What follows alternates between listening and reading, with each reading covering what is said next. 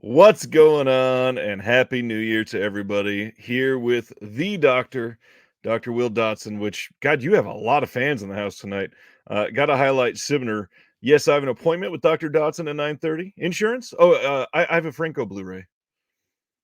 It may be contagious.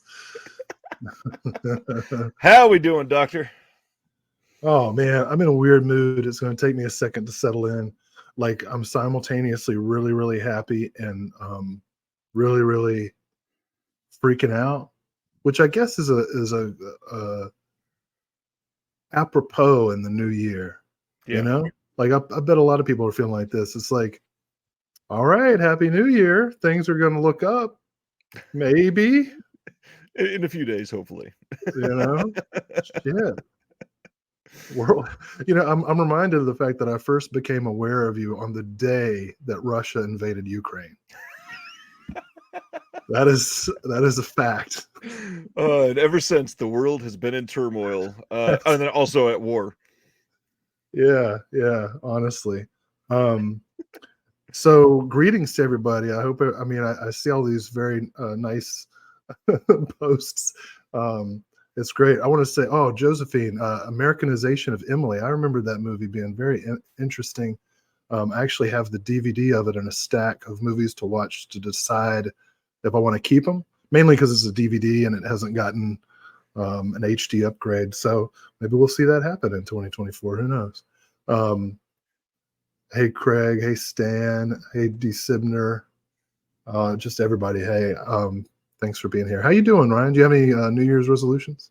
I don't. A couple years ago, I decided not to have any resolutions because I just plain didn't stick to them. So I'm just going to focus on doing better at everything I do. I was going to do dry January. How's that going, Will? I'm going to start a little late. Start dry January and February. Well, it's so a what's leap going year. on?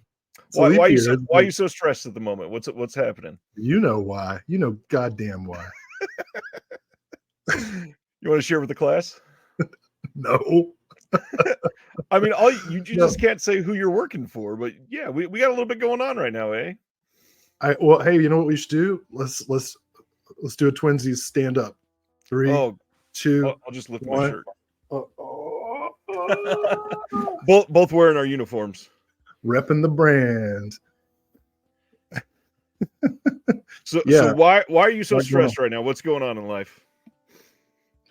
A lot of work going on. I'm really excited about just today, actually, I got confirmation of a book project, a collection of essays on a filmmaker that people will be very interested in. And I'm going to be contributing an essay to it that I think people will be interested in about this filmmaker that people will find interesting. Can't announce that yet, but so got a new book project coming along and lots and lots of projects for someone's favorite. So hopefully we'll be able to announce some of them soon. Literally over the next 5 to 7 days, someone's favorite is working on, I think we have 4 visual essays, a commentary, and 2 written essays that our cohort are... Shit, the commentary. That we are all coming together to bring to fruition. It's going to be a very, very busy week for all of us.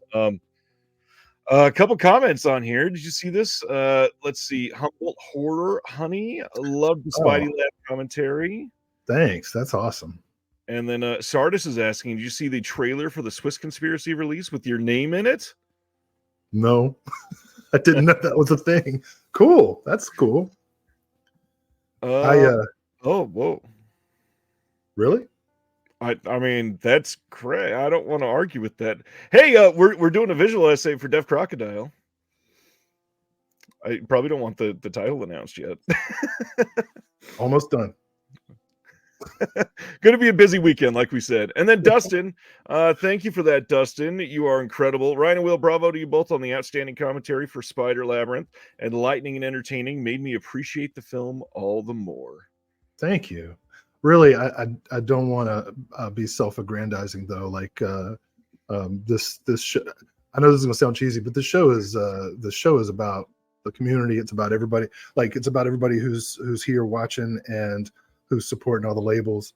And I'm really happy that we're able to do some work and that this bullshit degree is finally doing some good for me, for somebody. Um, it's kind of amazing, but the big story of the week is not us. It's not partner, subscriber week, right? We got to talk about that. Yeah, going to be talking about a lot of that stuff. That's the main focus of announcements tonight. Not too many of everything else. Seems like everybody else kind of took the week off. Even Kino has not really said anything this week. We got like 3 from them, and that's it. Well, everybody was like, little darlings, we might as well not bother. Pack it up. That's it. Everybody's gonna be like, oh, darlings. Well, I mean, you just said something that it's the beginning of the year. I probably should kind of bring like a grounding moment for a second and really highlight Thursday night show. This is called Reconnected for a reason. So the entire community here is literally the point of all of this. All of you in the chat, all of you listening on replay tomorrow and over the weekend, all of you listening to the podcast as you're driving to work over the next couple of days, everybody doing this. This is the entire point of Thursday night, to come together, to find that home of, we're all super busy for the rest of the week, but this is something that we can all count on, to come together, to find like-minded people that love film, that love physical media, that love each other, that are super supportive of all this, and really just find that true sense of community. And that's where the name Disc Connected is from, is it's connected for that. But even then, like, as we all get lost in our lives throughout the week, Thursday nights are for getting reconnected for me. And this thing is energizing every single week for me. I could be having the worst possible week and sit down at this mic, and I could be sick and suddenly be able to speak for 3.5 hours, which is wild. I don't know how that works, but seeing everybody here is just incredible. I appreciate everybody showing up every week. Will, I appreciate you doing this every Thursday night of the beginning of the month for God knows how many months now. And yet I also get to talk to you all the time now because we work together. So it's a huge, wonderful friendship that we've granted. And everybody that's in the chat, you guys are all a part of it. And I just appreciate you all.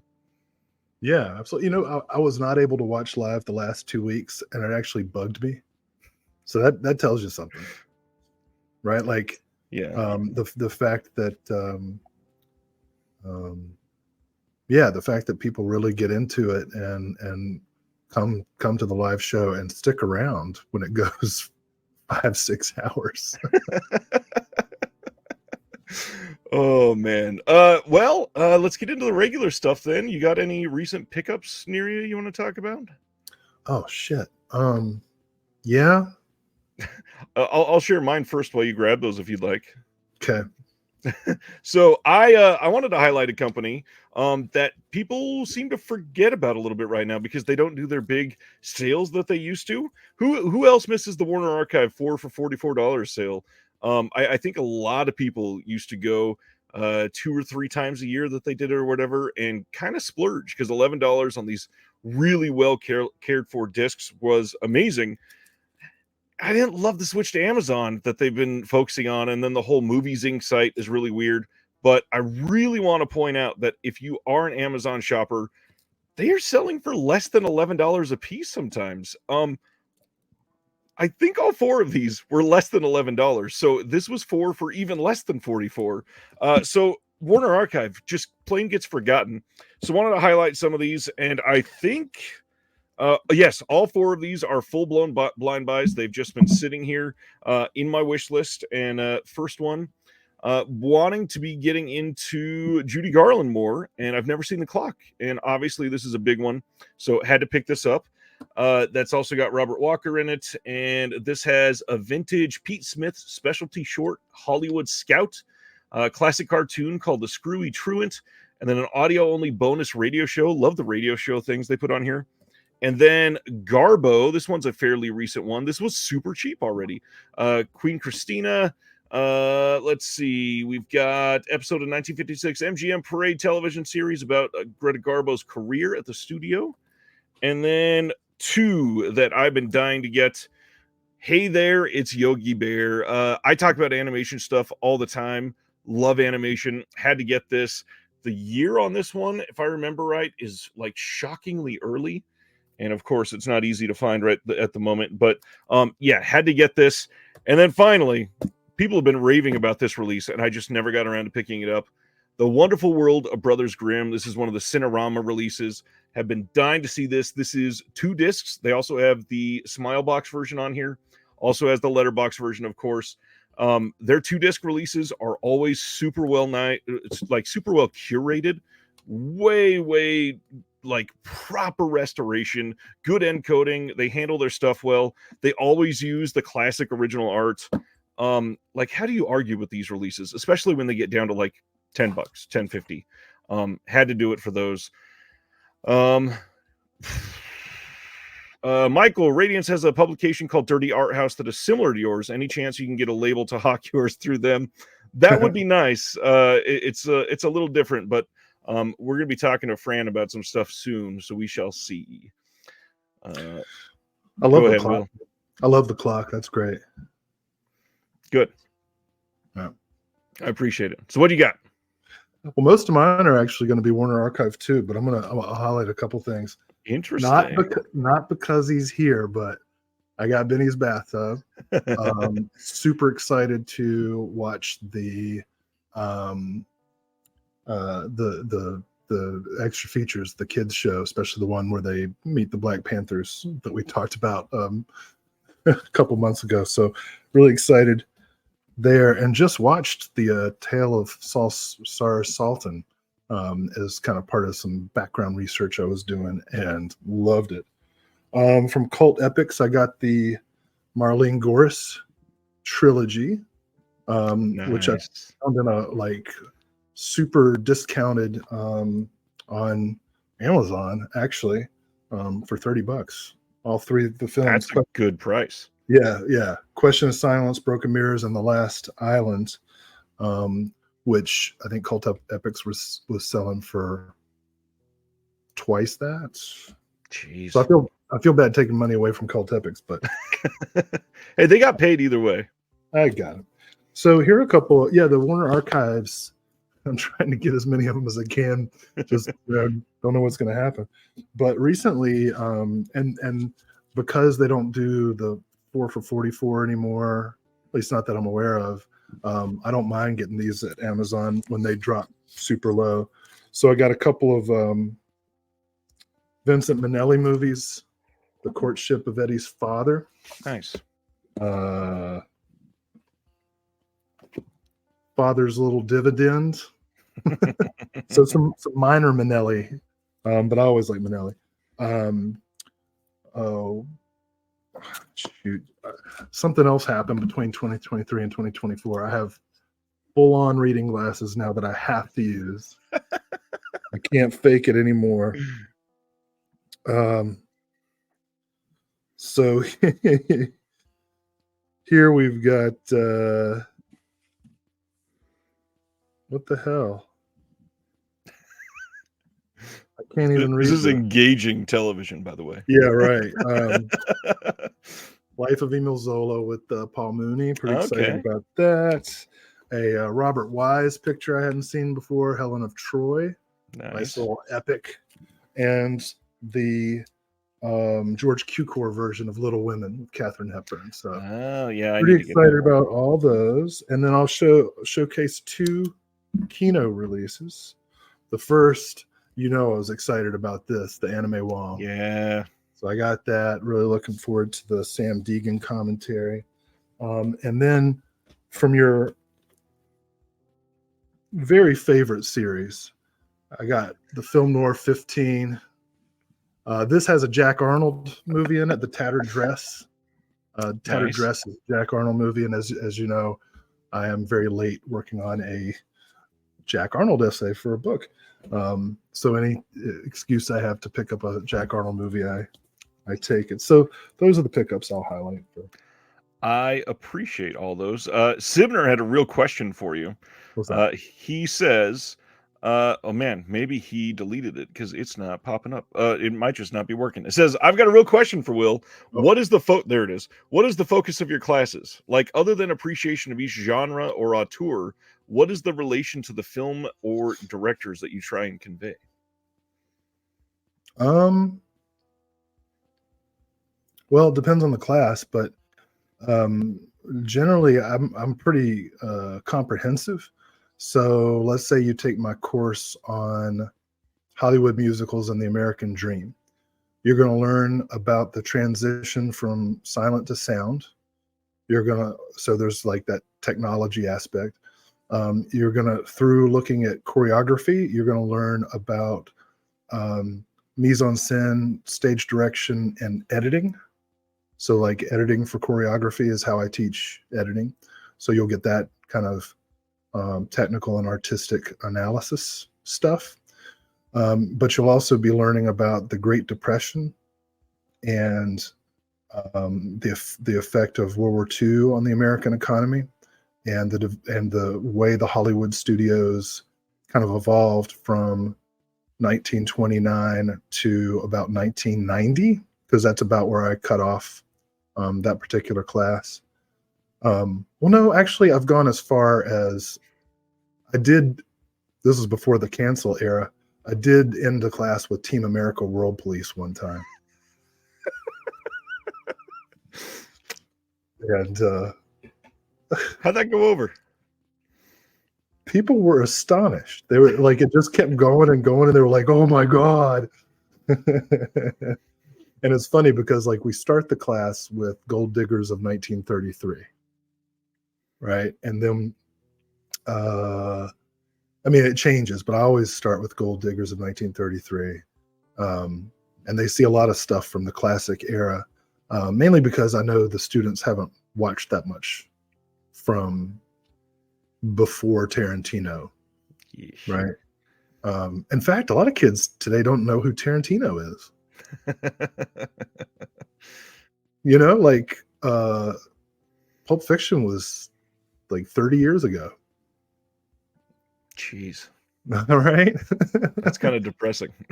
So that's a long way of answering the question, but like it's always a mix of history, like historical context, technical and formal analysis, and then the films and filmmakers themselves. So we always look at the director, the main stars, cinematographers, wardrobe when it's relevant. You know, it just kind of depends on the film.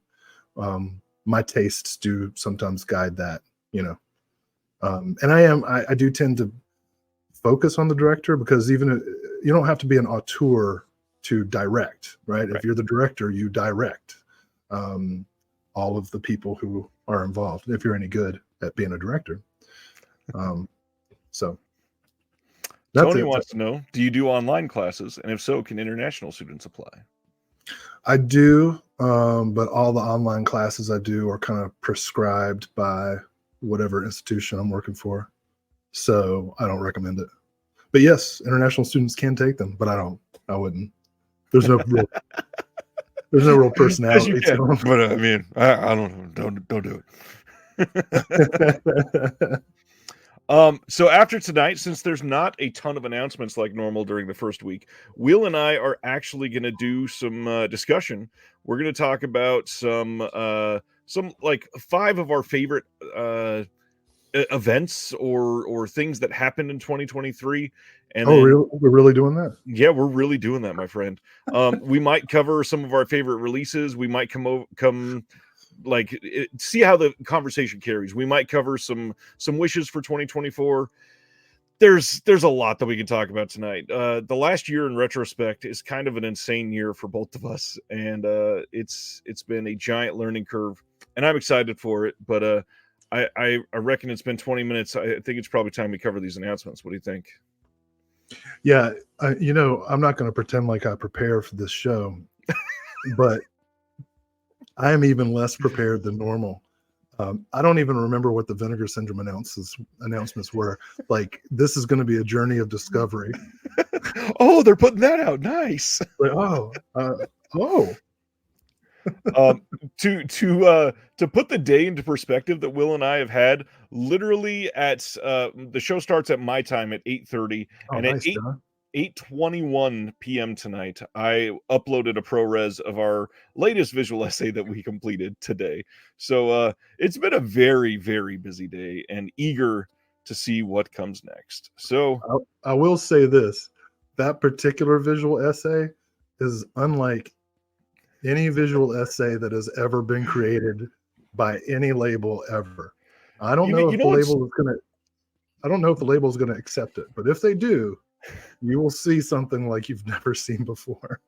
really cool though? I can say that about like 4 of our visual essays so far. Genuinely, I think that they've all been really great and super unique, and kinda, like, pushing some boundaries of what you would call a visual essay. Unfortunately, we won't be able to say that about the Deaf Crocodile Project. That's going to be pretty standard, conventional, and anonymous. Like you won't even know who made it. Just because he's watching, that's the only reason it's not unique. Alright, let's dive into some announcements. First up What? tonight, we do have From Kino coming soon, Back from the Dead from 1957, starring Peggy Castle, hell of a name there, directed by Charles Marquis Warren. I know nothing about this. This seems more up your lane. Yeah, I remember when you posted that on Instagram. I responded, "I definitely dated her."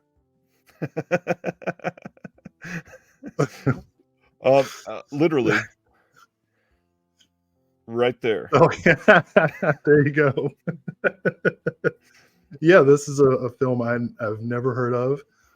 Based on the poster art, I'm 100% in though. 100%. Will, you are being begged to share your top 3 Charleston Heston films. Oh man, my favorite Charlton Heston story is in the filming of Ben-Hur. Director William Wyler went up to him and said, "Listen, Charlton, you're not very good." And Heston said something to the effect of, well, "What do you want me to do? What can I do different?" And Wyler shook his head and said, "I don't know," and walked away. Apparently, that is a true story, and I think Heston ended up giving one of his best performances for Ben-Hur. So I'll say Ben-Hur. There's a Did they West. ever make the sequel to that one that they were gonna do called Din That? That was really dumb, and it took you, like, 3 seconds to laugh, and I'm so glad that I said it. So I'm going to say that. That's probably my number one. My number two, I'm going to have to give a tie. And I think that I don't think these first three titles are going to surprise anybody, but I think Ten Commandments and Planet of the Apes, which in some ways are similar performances. And then finally is one that maybe fewer people have heard of. I really love him in the Western Will Penny. If you've never seen Will Penny, it is definitely worth checking out. I can't go a touch of evil. He does not pull off Mexican to me. That's not his cousin Charleston Heston.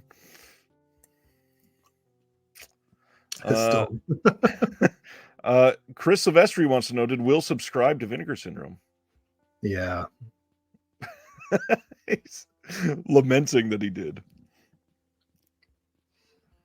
Nicomedes has seen Will Penny. Yes, Donald Pleasance also in there. So, I mean, Donald Pleasance and Charlton Heston. Scenery is chewed. There's a pic from Canadian International, Ooh, The I Agony like and the Ecstasy. Okay, let's throw that up in there. Directed by Carol Reed, and a pretty interesting picture about Michelangelo.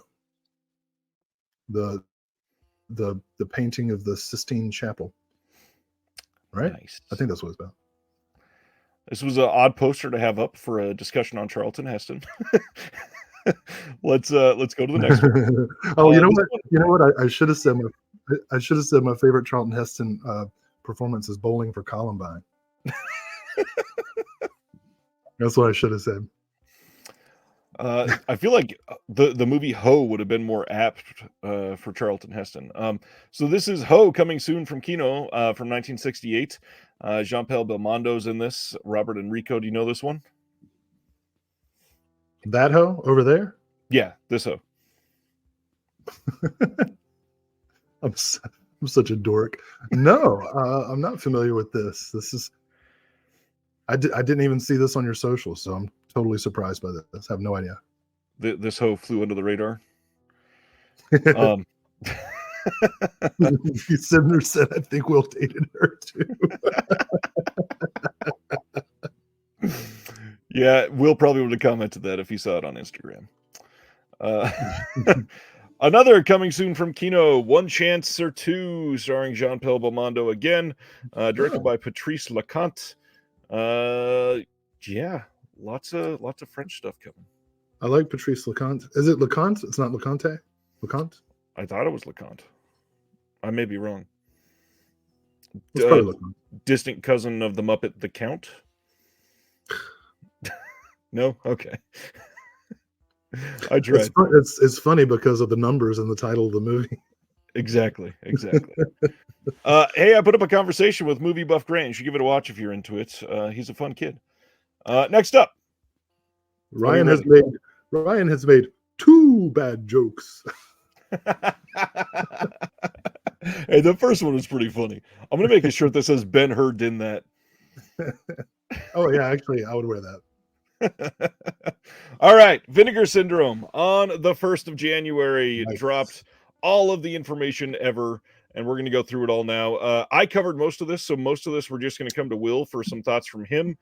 First up, VSU line, we got Southern Comfort coming. Pretty big title for them. Walter Hill helmed. This was a Shout Factory Blu-ray that sold pretty well, and it's been out of print for a while, unfortunately. But Southern Comfort, what do you got for us? Stands right. It's a solid movie. I think that's a good adjective for it. You've got vets trapped in the bayou fighting Cajuns. What more do you need? And it's Walter Hill. It's a subtle and nuanced portrayal of toxic masculinity. And it's in 4K. And if you did not, go ahead. Sorry. No, I think it's going to look terrific. I liked the Shout Factory Blu-ray, but the photography, the location photography is awesome. And Powers Booth. I can't wait to see this. This is going to be awesome. The colors on this are going to look pretty incredible. Yeah. Really want to highlight, I did link it at the bottom here, but Oscar Bescher from Vinegar Syndrome, the archivist, did a really fun video on Southern Comfort and putting this out and all that stuff, explains an inner positive, really goes into depth on it. It's an enlightening little video that he did, and it's only like 5 minutes, and he's hilarious. Yeah, that was a good video. Next up is one that we knew, but we got all the details on, The Horrible Dr. Hitchcock. This is going to be coming in a hard box case with a slipcover, and the art on this is really nice. But in this, we're going to have the 87-minute Italian cut, the 76-minute American cuts, and they are going to be in 4K, both of those cuts. We got an interview with Marcello Avallone, an interview with Ernesto Gastaldi, filmmaker Marcello Avallone on Italian horror and his experience of working within the genre. Select scene commentary with Barbara Steele, moderated by Barbara Steele archivist Russ Lanier, and even have the English Raptus title sequence. What thoughts you got for this one, sir? This is, and this, I think, speaks to all of us, both people who work for labels and work in restoration, and those of us who are collectors. It seems like every week there are so many releases that of titles that I've wanted to see forever and have not been able to get a good copy of. I tend to stay away from like torrent sites and YouTube and stuff like that, just because usually you're looking at a shitty print, and I don't like to do that. It's just I'm finicky. So I've been waiting to see Horrible Dr. Hitchcock for decades now, and here we go, finally. It is kind of rough for everybody that just bought the Radiance release a few months ago. Oh yeah, I forgot about that. I love that you did that big prologue for that title that just had another release. I forgot about it. Will this be better than the Radiance release? I mean, it's in 4K and it's likely encoded very well. The actual feature itself will probably look at least a touch better than the Radiance release. The Radiance release also looks very good and has exclusive special features. So it will be up there, I would say. Brent Madison wants to know, is Existenz Limited the fastest selling release so far? And the answer is emphatically not even close. Thriller last year sold out much faster than Existenz did. Well, that Pulse video release of the Jess Franco Brigitte Lahaye title, I can't remember the name of it now. It sold out like 75 minutes. Was it 75? 75 minutes. However, there was only 1,000 copies of that, and that was a partner label. Crazy. Yeah. So I don't really count that one. Well, I remember that one painfully. I'm sure you do. I did eventually get it, but and I also will say the Rad 4K had 11,000 or 12,000 copies, and that sold an hour after the Black Friday sale. It was all sold out. So, dang. Or the halfway to Black Friday sale. When they came back, it was there for an hour and it was gone. So, dang. Yeah, it's up there with like top 5. And then for those that have been around for VS for a long time, it was a much smaller print run, but Mausoleum sold out the first weekend that it went on sale during the Black Friday sale. I think it was only like 3,000 slipcovers, but for a title like Mausoleum, that was a pretty big deal, pretty quick sellout for something like that. But that was something like that. That's an awesome movie. I love Mausoleum. I think that was 2018 or 2019, something back then. I understand that Mausoleum's a big thing, but it's not a mainstream title is all I'm getting at. Like Rad, I could kind of expect that. Existenz, it's Cronenberg. Yeah, it's stuff like that actually really makes the subscription worthwhile to me. I started subscribing when they put out Hell Comes to Frogtown. I don't remember what year that was, but I've been a subscriber since then. And it just takes the stress out of releases like those. Yeah, that's rough. Anything else about Hitchcock? It's horrible. And he got his doctorate, I guess. Public school. Let's go to the next I didn't go to Harvard where, they play fast and loose with the rules. Where the Hitchcock with the T went. Next up, Forgotten Jolly Volume 6 is a part of the January slate from Vinegar Syndrome. This is coming with Death Carries a Cane, Naked You Die, The Bloodstained Shadow. The Forgotten Jolly title is probably a little overused at this point. A couple of these are fairly big known Jolly. Any thoughts on those three? Yeah, well, coincidentally, this is the volume that I've been most excited about. I can finally retire my DVDs of Naked You Die, which I think was Dark Sky, and Bloodstained Shadow. Both of those have been needing restorations for a while, and I can't wait to see them looking good, because both the DVDs were kind of muddy, and both movies, you can tell, are nice looking. So very excited about this one. I've not seen Death Carries a Cane, so that'll be new to me. Nice. But Naked You Die and Bloodstained Shadow are both solid entries. And if you like Giallo, we're going to be talking about a lot of Giallo in just a moment. Yeah, there's a lot coming in this year. And then this one, Santet 1 and 2, starring Indonesia's Susanna. This is coming as a double feature from VS this month and looks freaking amazing. Any thoughts? I was about to sing a couple lyrics from "Oh Susanna," but then I was like, "Are you allowed to sing that song anymore?" Um, It's a good question. I'm pretty excited about these. I've never seen them. I know Susanna by reputation, but I can't think of a movie I've seen her in. So this is going to be new to me. Dated her too. Oh, geez. uh, I Go want to ahead. highlight. I want to highlight the Deaf Crocodile. Craig has pointed out that several more cat-related movies are coming out. No, oh, since you're here, did you hear about the Criterion Channel's cat movie festival that they're having in January? I looked, and there are no Deaf Crocodile titles. You need to reach out to Criterion. They have a whole cat movie focus in January, and I feel like Criterion really missed the boat. I agree. I wish they would. Yeah, so this looks great. There's, from what I'm aware, if you got information, share it, Will. But from what I hear, there's a bunch of like loved Susanna films that people would love to get on Blu-ray, I'm sure. So hopefully that this is like a clue that more are coming.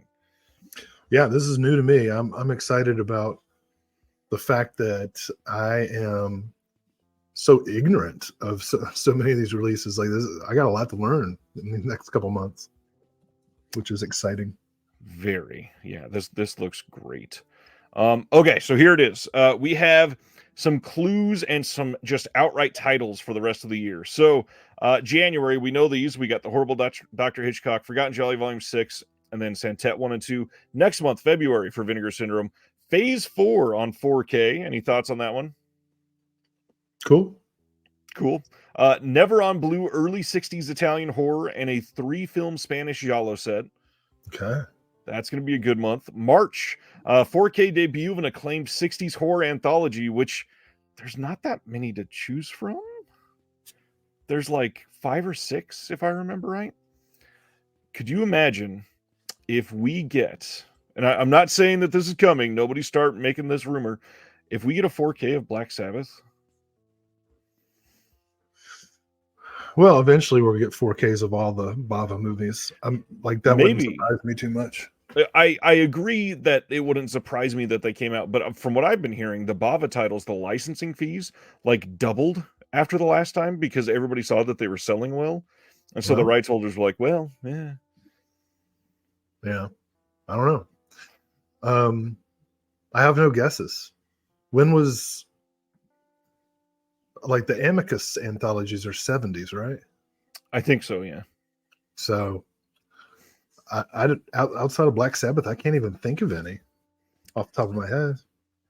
Other than that, we have Singapore Sling that was coming on Blu-ray, exclusively Very restored by excited. Vinegar Syndrome. And then a Never on Disc 80s Italian horror double feature. Awesome. Yeah. Good. I have no guesses. April, Never on Disc Slasher, 4K and English friendly Blu ray debut of an 80s Italian horror and an 80s Hong Kong action. And this is where the Asian titles start to explode, it seems like. In May, we're getting an 80s Hong Kong action 4K double feature, Homegrown Horror Volume 3, featuring Haunted Ween and 2 other regional rarity titles, plus 2 secret surprise 4K titles.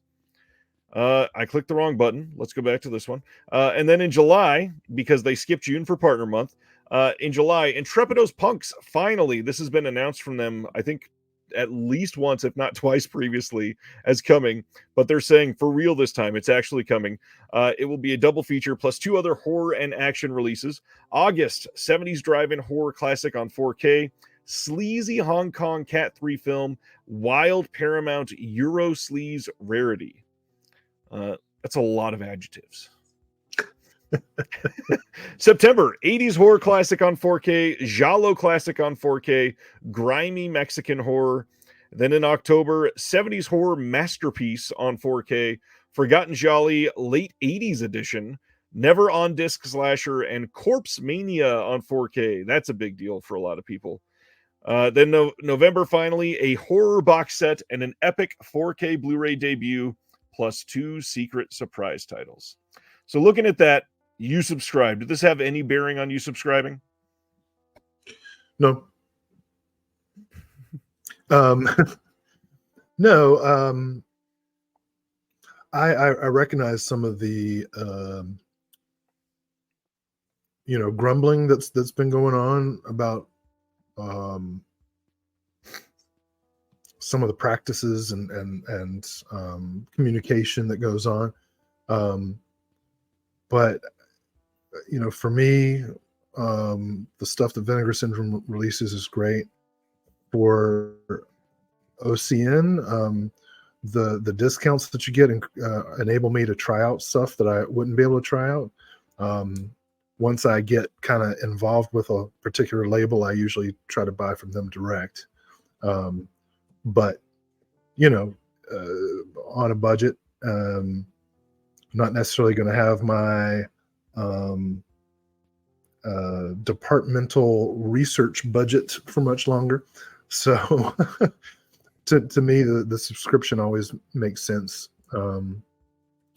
There are some other places, I'm hoping to be able to get into a position to subscribe to TerraVision soon and things like that. But for me, the subscription actually allows me a little more leeway to get stuff direct from other labels. So it's kind of a no-brainer at this point. It's a big deal, and those discounts go a long way when you're really trying to get some of these other titles. So yeah, completely get it. Yeah, I started writing reviews, so I'm posting photos so that I can get 75 cents off or get my points up. 2 Giallo, 3 film sets, and a 4K Giallo. Nice. Kevin says, interesting that for the October 4K disc, horror is in double quotes. So does it have horror trappings, but not just a horror film? Vinegar Syndrome is super, what's the best way to say it? Like, they take advantage of clues in the best way possible. Like, they are the most vague clues on purpose. It's weird. I'm pretty good at crossword puzzles. I do a crossword every day. But, I'm so bad at clues. Like, if it's crossword puzzle clue, I can get it. But these clues that they have for titles and shit, I have no guesses whatsoever. Because they're not just clues, they're clues, and it's not quite as simple as just, hey, figure it out. Yeah, very liberal with their hints. I have wishes. Who was it that was calling for cheerleader camp? Oh, I'd love that. Nicomedes. Yeah, Nicomedes got good taste. I heard there was an element issue with cheerleader camp, but who knows? Maybe they found something. That's true. One of the all-time great ass shots in the history of film. And it's dude ass. I want to make that clear. Dude ass. One of the great dude ass shots in the history of cinema. Cheerleader camp. Good double feature with Girls Night Out. Partner label titles. We are up first with Saturn's Core. Age of Demons from 93. Did you read about all these? Do you want any reminders? I don't know a damn thing about a single title. I told you.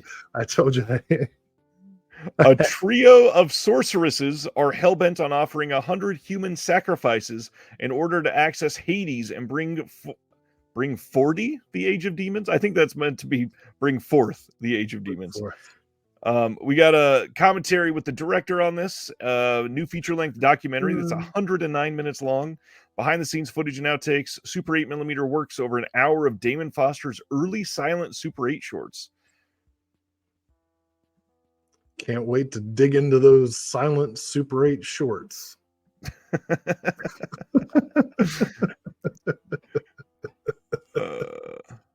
No, that looks cool. That looks cool. I love sorceresses. Especially a trio of them. I love, well, you got to have the coven. I love movies about bringing about demons and the end of the world and stuff like that. I get into it. I can understand the evangelicals. wanting to hasten the apocalypse, by their votes, just because it's a cool story. Right. And it's exciting. Next up, I don't agree with them, but I understand. Next one is the hottest seller of the week by far. Brand new Vinegar Syndrome and OCN partner label Bleeding Skull is releasing Blonde Death from 1984. Here is both sides of the slipcover. And man, this one. First off, a little blurb about Bleeding Skull if you don't know who they are. Since 2004, Bleeding Skull has explored otherworldly cinema through reviews, books, and home video releases. We shine a light on independent genre films that have flown under the radar but deserve to be seen by all. Fangoria has called Bleeding Skull the go-to encyclopedia for trash, bizarre, and shot-on-video cinema, while Vice referred to it as like a fever dream glimpse into parallel worlds.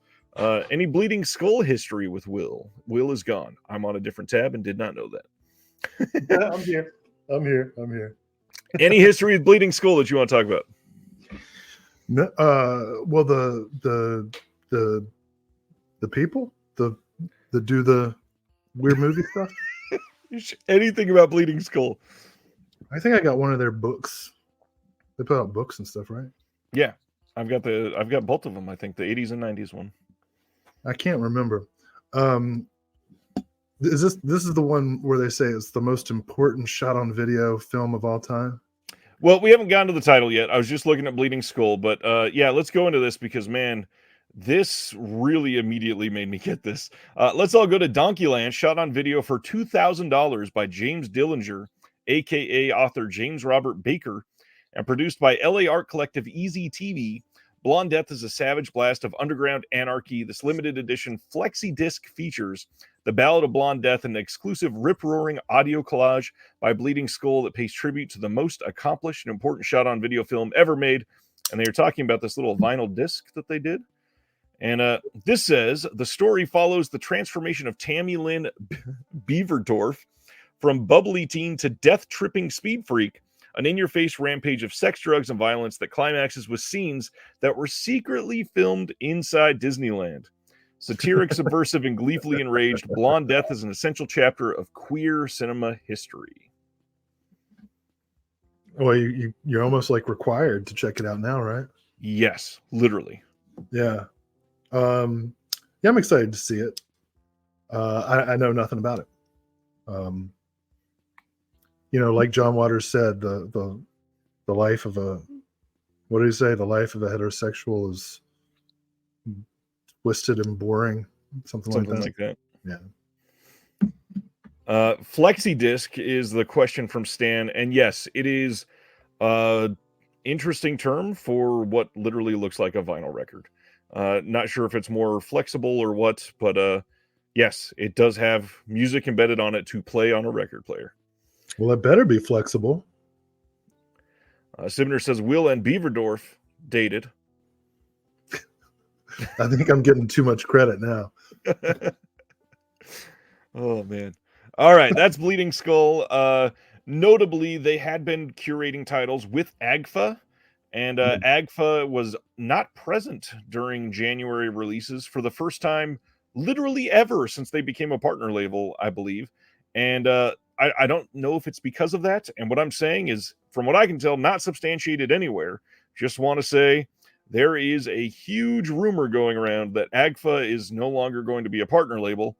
That started somewhere on the Blu-ray.com forums, as far as I can tell. Not anybody confirming that yet, but yes, they are absent in January, and yeah. I'm not saying it's a rumor. I'm just spreading the rumor. No, I'm just a reporter, just reporting it. I'm just a journalist. Ronnie says a flexi disc is much thinner than a regular record. So interesting. I'd never heard that term before. Yeah. Well, Antonio, go ahead. They used to be called anorexia discs. Will, you can't do that. What? Is that a real thing, or are you trying to make a joke? Because that's really tasteless. Ben-Hur done what? That was not a good joke. Whatever. That was awesome. No, it wasn't. I'm, Antonio I'm says, sorry. I'm sorry. Eating disorder discs. once upon a time ago, you could record yourself onto vinyl at booths. It was produced fast on a flexi vinyl. It's floppy. I guess it's the same. The classic summer saying. Yes, I apologize. Gus says, I have flexi disc. It's pretty much a thin vinyl disc that is flexible to avoid warding.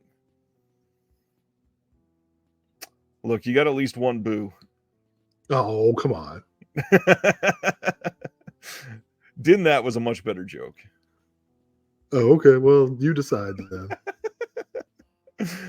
Next title is... Sorry, I'm edgy.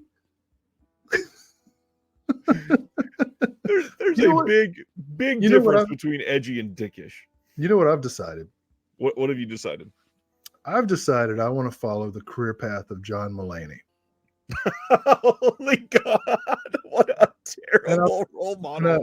No. I'll tell you why.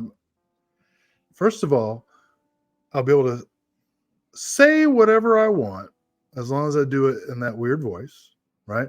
I'll become beloved, all the while mistreating everybody around me, which will somehow make me even more beloved. I will abuse and betray my wife, and then be rewarded with Olivia Munn. And then I will do a stand-up special in which I just talk about what a dick I am, and everybody will love me even more for it. I like that trajectory. I think that works well for me. Having worked with your ego, I would agree. Oh. I wish. Oh, man. I wish I had an ego. All right. Next title is from Connie. They are putting out Cleaners from 2021. Dropped my glasses. Oh, Will. This one sounds pretty great and got a pretty big reaction online, actually. I assume you've not seen this one? No. Pretty psyched. Connie is a label that I trust implicitly. Like when they have a release, I don't need to look at it. I know that I'm gonna want to see it. Yeah, and this one looks pretty dang great. It's got literally 5 short films on here, plus a commentary, and on top of those 5 short films, a newly commissioned short film. That's pretty dang rad. And it's cool because, like, you know, most of us, well, I shouldn't say most of us because I don't know the experiences of everybody in the audience, but for, you know, most of the people that I know, like in my immediate vicinity, when we talk about the Filipino film industry, we're thinking about Roger Corman movies, you know, and it's so great to see the actual film culture. And Connie's really gone a long way to helping spread the I almost said spread the news like evangelical. It's like, I have some good news for you. They're out here spreading the good word. Yeah, but they are. I mean, it's awesome.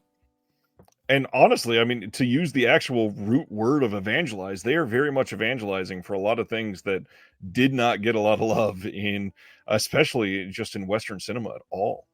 I'm all about evangelizing in positive ways. You know, it's like I always said, prayer never hurt nobody, but the faithful sure seem to.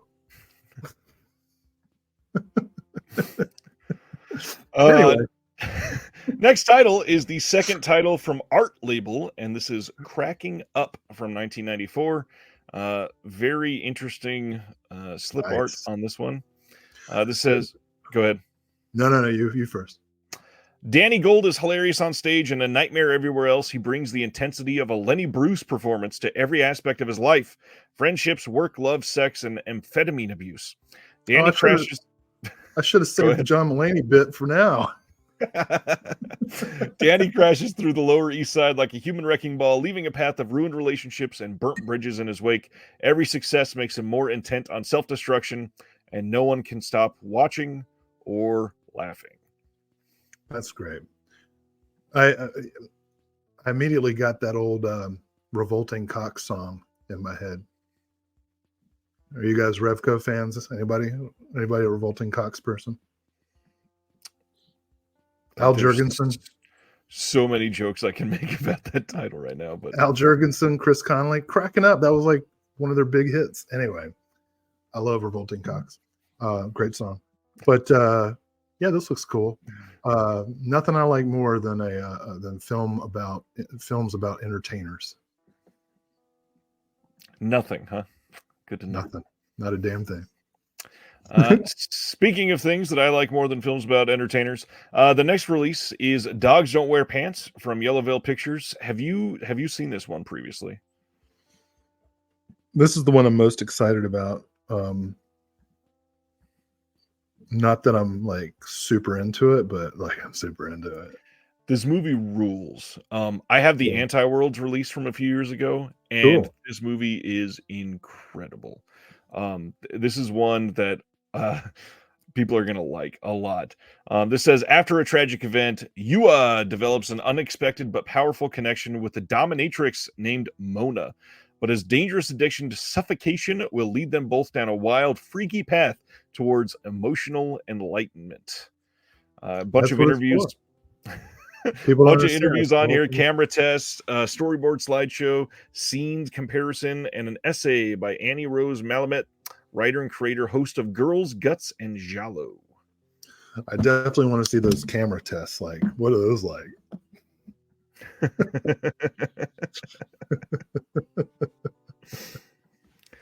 Next title, OCN brought on yet another new partner label, Film Movement, and they are putting out a double feature of Dancing in the Dust and Beautiful City from 2003 and 2004. And these are from an Academy Award-winning director. And these are two of his earliest films, and they look and sound pretty damn great. Another no-brainer, another blind spot. I'm gonna learn. I guess I'm in a musical mood because now, of course, I've got Bruce Springsteen in my head. Yep. Uh, Saw that one coming from a mile away. For those that don't know, Film Movement, it was founded in 2002 as one of the first ever subscription film services with its DVD of the Month Film Club. Film Movement is now a North American distributor of award-winning independent foreign films based in New York City. In 2015, they launched the reissue label Film Movement Classics, featuring new restorations released theatrically as well as on home video, with an emphasis on films by auteur directors such as Romer Greenaway and Takeshi Kitano. yeah, so like, and I'm so ignorant, as most of you know by now. When this was announced, I was in the Discord like, why the hell is Film Movement releasing, just selling all these old Blu-rays, not realizing that I had a ton of Film Movement Blu-rays in my collection and just wasn't familiar with the company. So like the Reflecting Skin and Boiling Point, the Kitano film, Violent Cop. So now I'm super stoked, and it turned out I think they're still having a sale. So go check them out because there's some good stuff on there.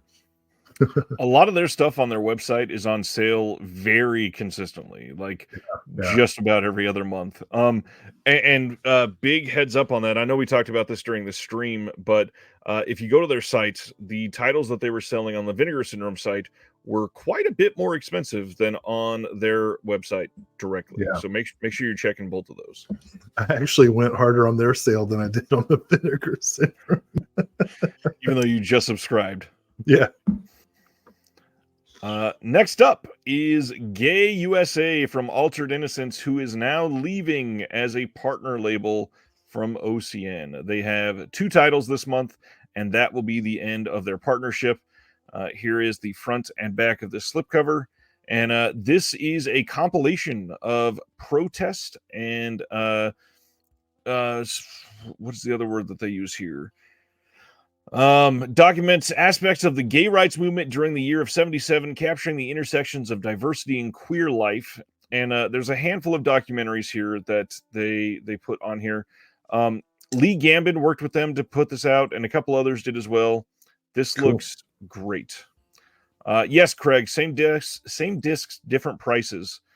Exactly, for Film Movement. It just on the VS website, they were, I think, $29.99 for their older releases, and on their site it was $20 for each film. So it's significantly different. A lot of them are on sale. Some of them might go back up, but some won't. So, yep. And this is great and timely. You know, this is the kind of history that people really need to see now more than ever. Yeah, this looks like a really solid release, and the whole Altered Innocence leaving is kind of bittersweet for me. I feel like because that was one of the first labels you worked for, right? It was the first label I worked for, actually.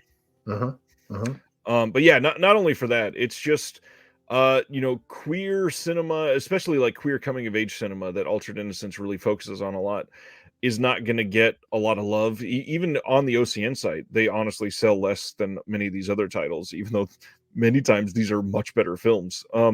But if you ask a lot of people, like Fun City Edition's leaving, a lot of people, they just have fallen off their radar. And if Altered Innocence leaves and doesn't market quite as well, they could just plain be forgotten. And then, of course, the biggest thing is a lot of international people will probably not be able to pick them up as much. No, Craig, they are still going to be putting out releases. They will just not be a part of OCN. Yeah, it's really tough because that centralization that OCN does really keeps a lot of the labels in people's radars. But I also know, for some labels financially, the arrangement sometimes is difficult, and it's tough to find that balance. I struggle to keep up with stuff, and it's my job. So, well, and a lot of these other labels that were partner labels can go off and do much better on their own. There's a lot of rumors out there about some of the contracts for partner labels not being the same, and some partners not being happy with what they get paid. So, I mean, if this helps them, I'm all for it. I want people to see these movies. That's the biggest thing. So as long as they keep putting them out and doing good work, I am all for it. Yeah.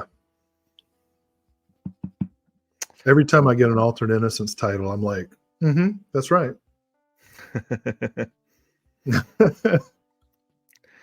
Sardis says, I think most who bought their label will follow them elsewhere. I sure hope so. Deaf Crocodile, there's a reason these labels are leaving. They wouldn't be doing it if it were not in their best interest. That's exactly the case. It's not like they're being forced out. Oscilloscope, that would be an interesting partnership. Get Altered Innocence to sign up with Oscilloscope. That'd be nice. Next title. Every time it's an Enjoy the Ride title. Shout Factory could start something up and just like refuse to give any information about what's coming out.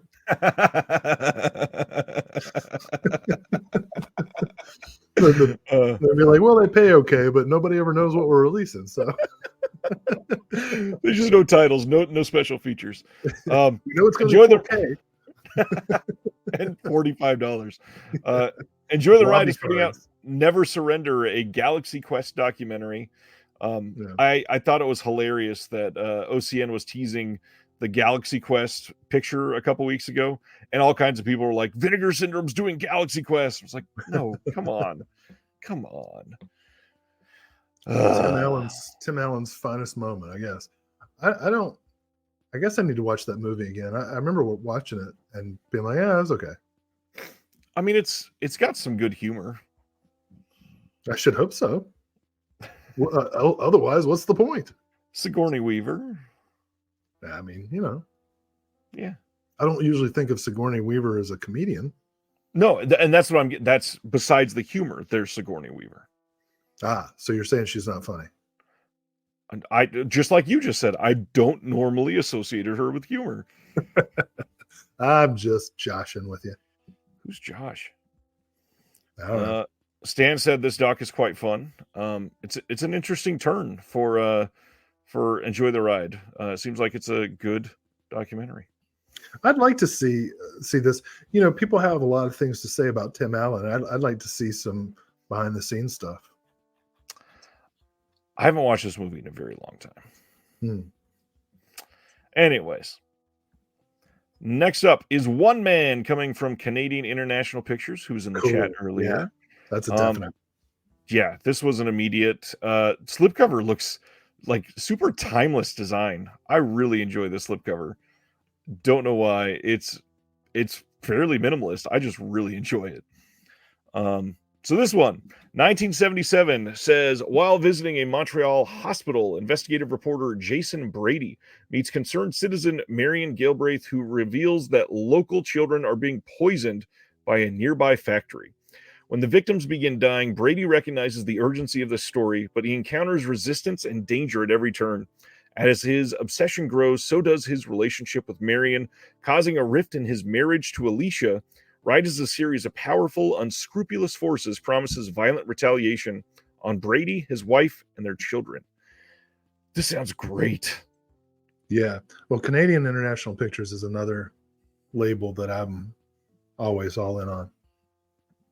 And if you haven't checked out The Hard Part Begins, let me shout that one out again.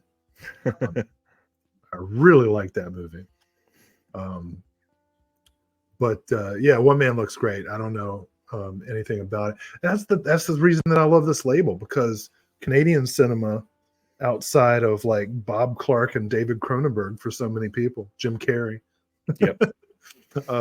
like the real Canadian cinema. I had to. I went up to Montreal to give a lecture about Videodrome because, you know, a bunch of Canadians wanted to get a guy to lecture about a Canadian filmmaker. They're like, hey, let's get this dude. And so I was like, shit, I don't know anything about Canadian cinema. I know a lot about David Cronenberg, but I don't know shit about like the context that he grew up in. And I realized that the moment that I agreed to go up to Montreal to give a talk to actual Canadian people, although a lot of people in Montreal would say they're not. But anyway, that's neither here nor there. So I read like 3 books about the history of Canadian cinema from the silent era on, and holy shit, it's a really, well, most of the history is actually super boring, but then it gets really interesting,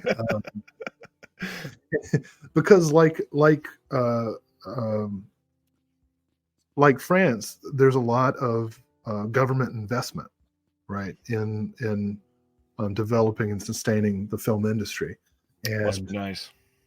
well, yes and no. You're right. Like, you know,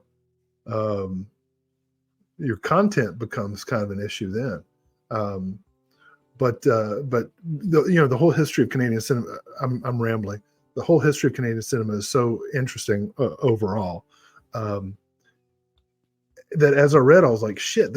I wrote down like 150 titles of films that I wanted to see, and had no idea how I would ever see them. And Canadian International Pictures has been releasing them like every month. Almost every movie they've released is in my list. So this has been great. I love how I would love to work with Canadian International Pictures, and you start this portion off by saying most of their history is boring. No, I'm not.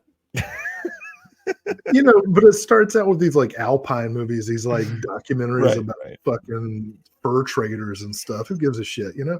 But then you look at them and you're like, wow, actually, I do give a shit. This is kind of interesting. Like I just did, I just did a Kickstarter for that documentary about the Alaskan, thing, because now I'm into it. And it started with, you know, learning a little bit about the history of Canadian cinema. I'll get the titles of those books that I read and throw them into the Discord if people want to check them out. Sweet. That's a good idea. So this one, I really want to highlight audio commentary with filmmaker and historian Stephen Broomer. They got the guy from Black Zero who started that experimental Canadian label fairly recently.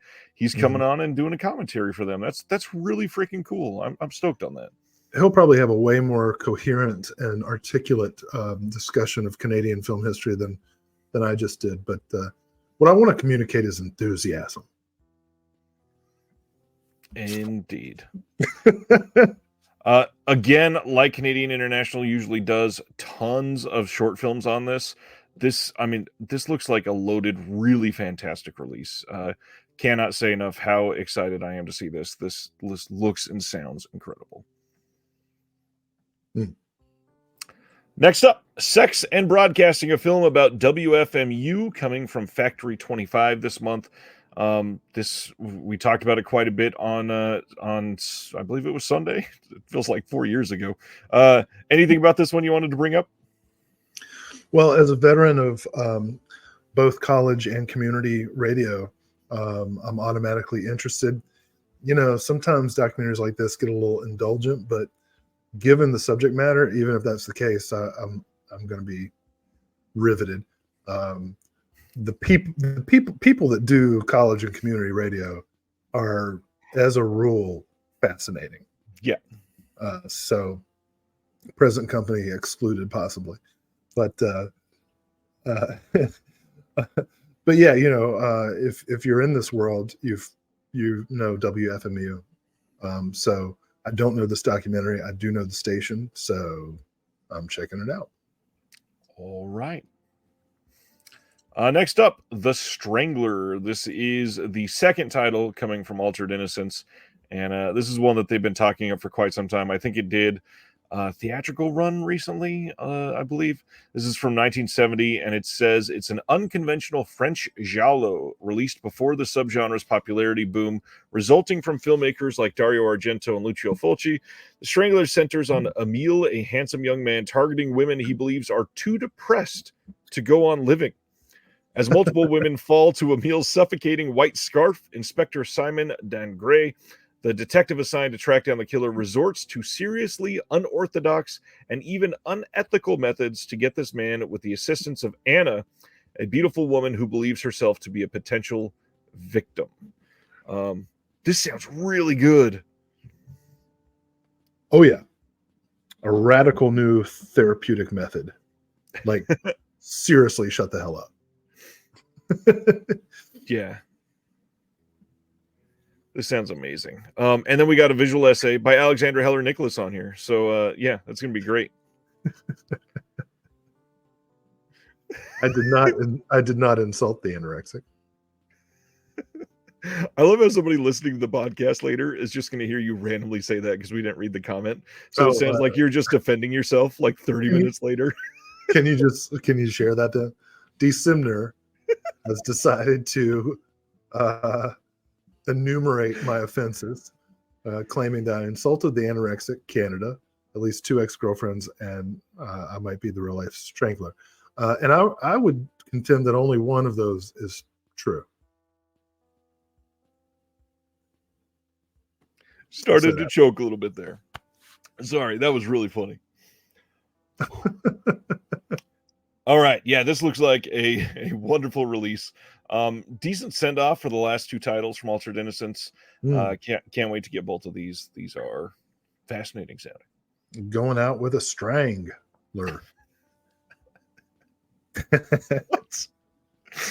And then there's this one that I've been excited about for a very long time. Deaf Crocodile putting out The Tune. Keep in mind, you can also buy this from their website. Link is there. And also, I'm going to do what I should do and put this in the chat so you can open it in another tab and buy it directly from them. Plimpton is amazing.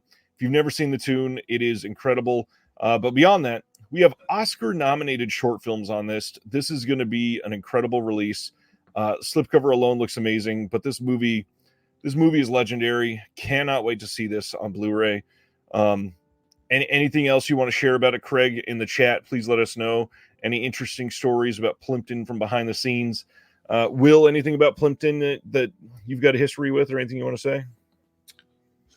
I mean, he's a really good artist. Everybody should get this. It's not even like, what are we talking about? I agree. You know, like these days, everybody is all like animation. Okay, get Bill Plimpton movies.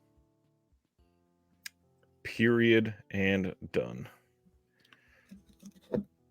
Ronnie says, I remember watching Plimpton Shorts on Liquid TV on MTV in the 90s. Nice. Yes. Oh, you know what? Liquid TV. Liquid television was the best, dude. MTV is one of the great tragedies of American media. Like from 1980 to about 1995, it was one of the most important and destructive stations in the history of television. And now it's less than A a joke. shell. It's less than a joke. Less than a joke. Fuck. Wheels on one of his rants. I mourn MTV. I want my MTV back. I get it. I get it.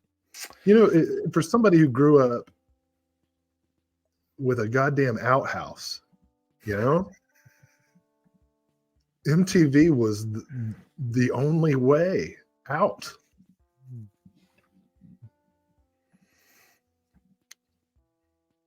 Public Enemy videos did more to elevate the consciousness of this country than anything in that time period. It's just, come on. But check out the tune. Everybody get a copy. This is fucking amazing. Bill Plimpton's amazing. He's Martha Plimpton's cousin. So if you like the Goonies, you'll like the tune.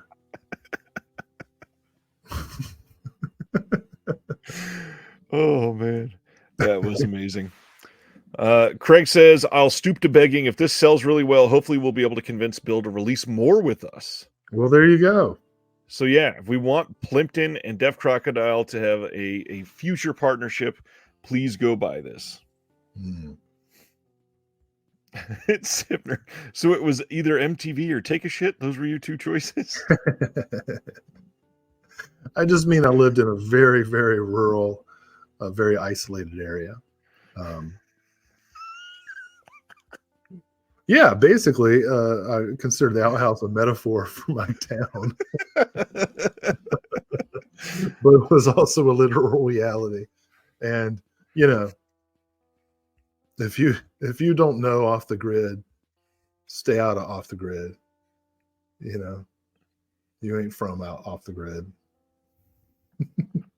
God, you know, video store, I've been talking about this for a couple of years. Oh, I would shit. love some compilations of really great music videos. And there's a couple ways you can go about this, because it's always interesting to do a deep dive on IMDb of some crazy great directors and find out, oh shit, they directed 3 Bruce Springsteen videos, or Right. they did those Duran Duran videos in 1986. Like, it's crazy to discover that and then realize they spent a lot of time directing those, and we don't have access to those at all in high definition. Never forget Toby Hooper directed Billy Idol's Dancing with Myself. Exactly. And you know, there is I'll send a link. Remind me to send you a link to share with people. There is a website that collected almost every episode of 120 Minutes.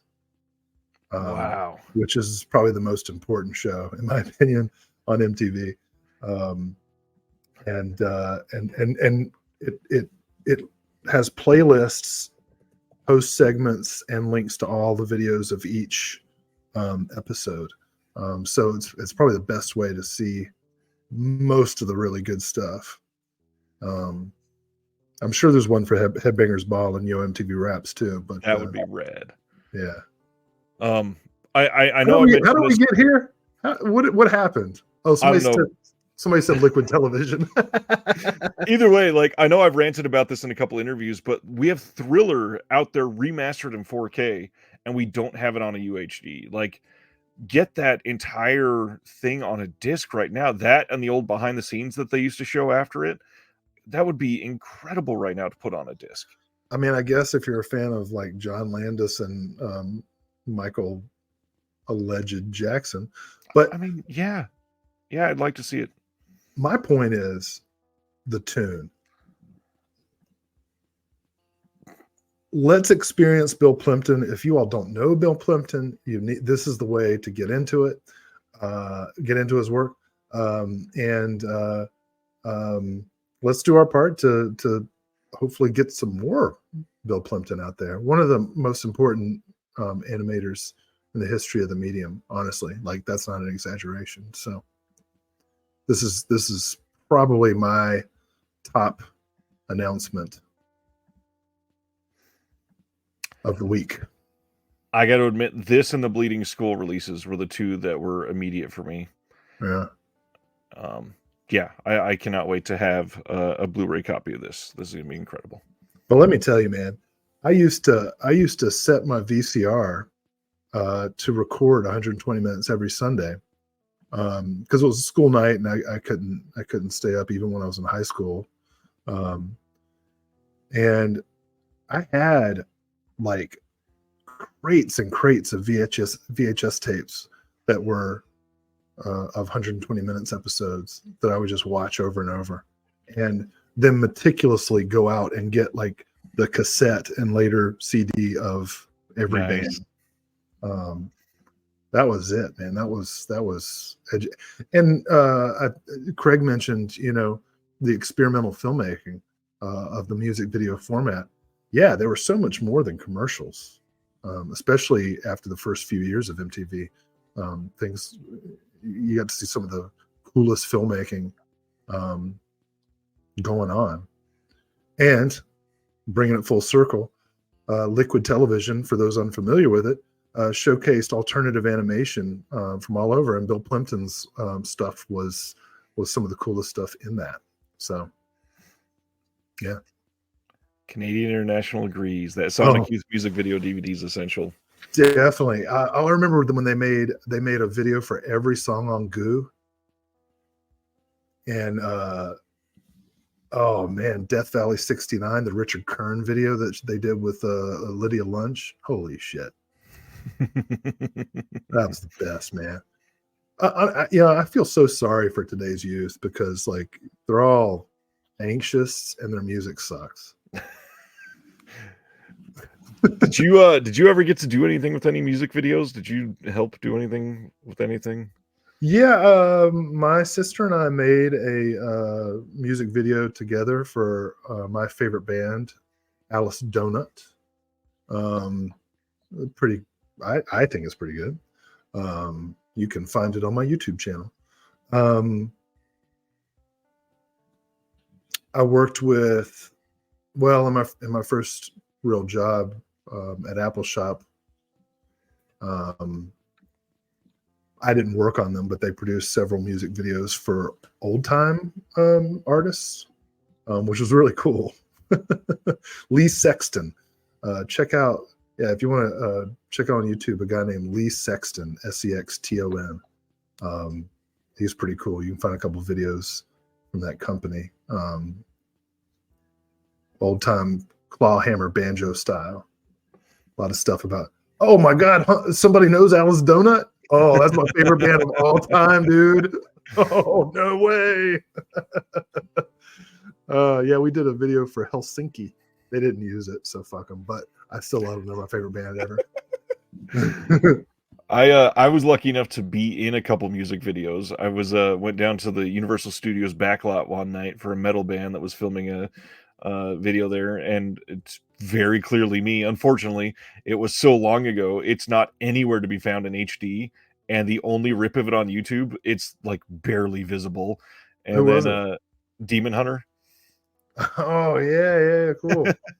Oh man, there's a couple Alice Donut fans. I don't mean to make it all about me, but like I'm obsessed with Alice Donut. I've never met anybody who likes them. That's hilarious. That's awesome. Do you know? I know you're telling your story. I saw Alice Donut. I don't care. You're not gonna believe this. I saw Alice Donut open for Blind Melon. Damn. Yeah, the second opening act was Meat Puppets, and I knew Meat Puppets, so I was like, all right, I'm gonna go see Meat Puppets, and then fucking the B Girl band.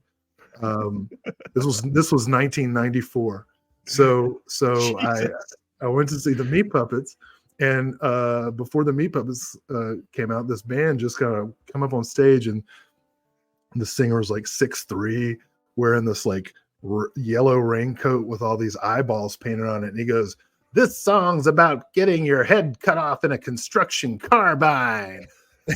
I was like, I'm in love. Oh man, this has been an odd tangent, and I love it. So check out the tune, man. Bill Plimpton. All right, let's carry on from the tune then. Next up, for the Melusine side of things, Quality X Line got a new title called Stud Hunters. Oh, speaking of hunters, you were in a Demon Hunter video. What about that? How'd that happen? I wasn't going to say anything special about it. That was the end of that story. All I was going to say is I did location scouting for another video for a friend of mine's band, and that was fun. Who's that? This is going to sound funny because I live in Missouri right next to Kansas now, but their old band's name was Abandoned Kansas, Abandon, but that's because they always called themselves "We're a Band in Kansas." That's funny. Ronnie says she dated both of them. Melusine, Quality X, Stud Hunters, 1983. This looks pretty good. Actually, I didn't even notice that is a giant boob there. I didn't look real closely at the art. I tell you what, I was trying to hang a mirror the other day, and I couldn't find a stud anywhere.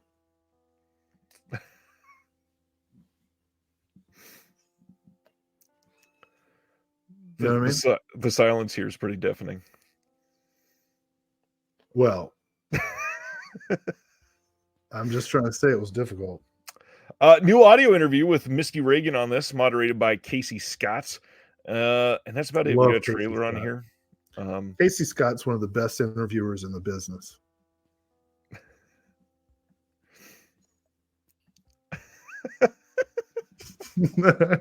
All the responses to the joke. I love it.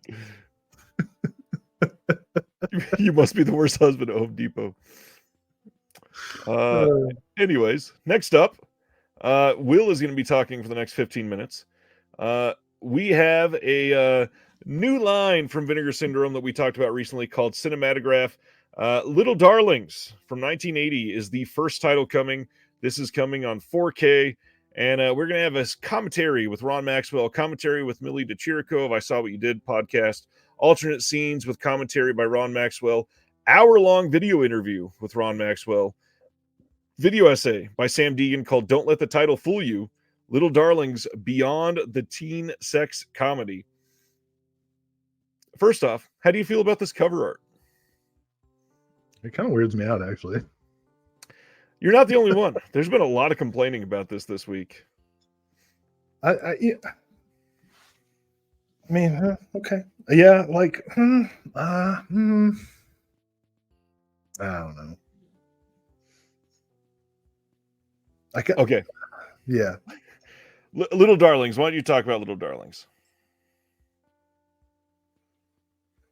Well, I mean, so I'm working on this book about, which I've mentioned before, but I'm working on this book about teen sex comedies from roughly Vietnam to roughly the financial crisis of 2008. And it's kind of divided into life events.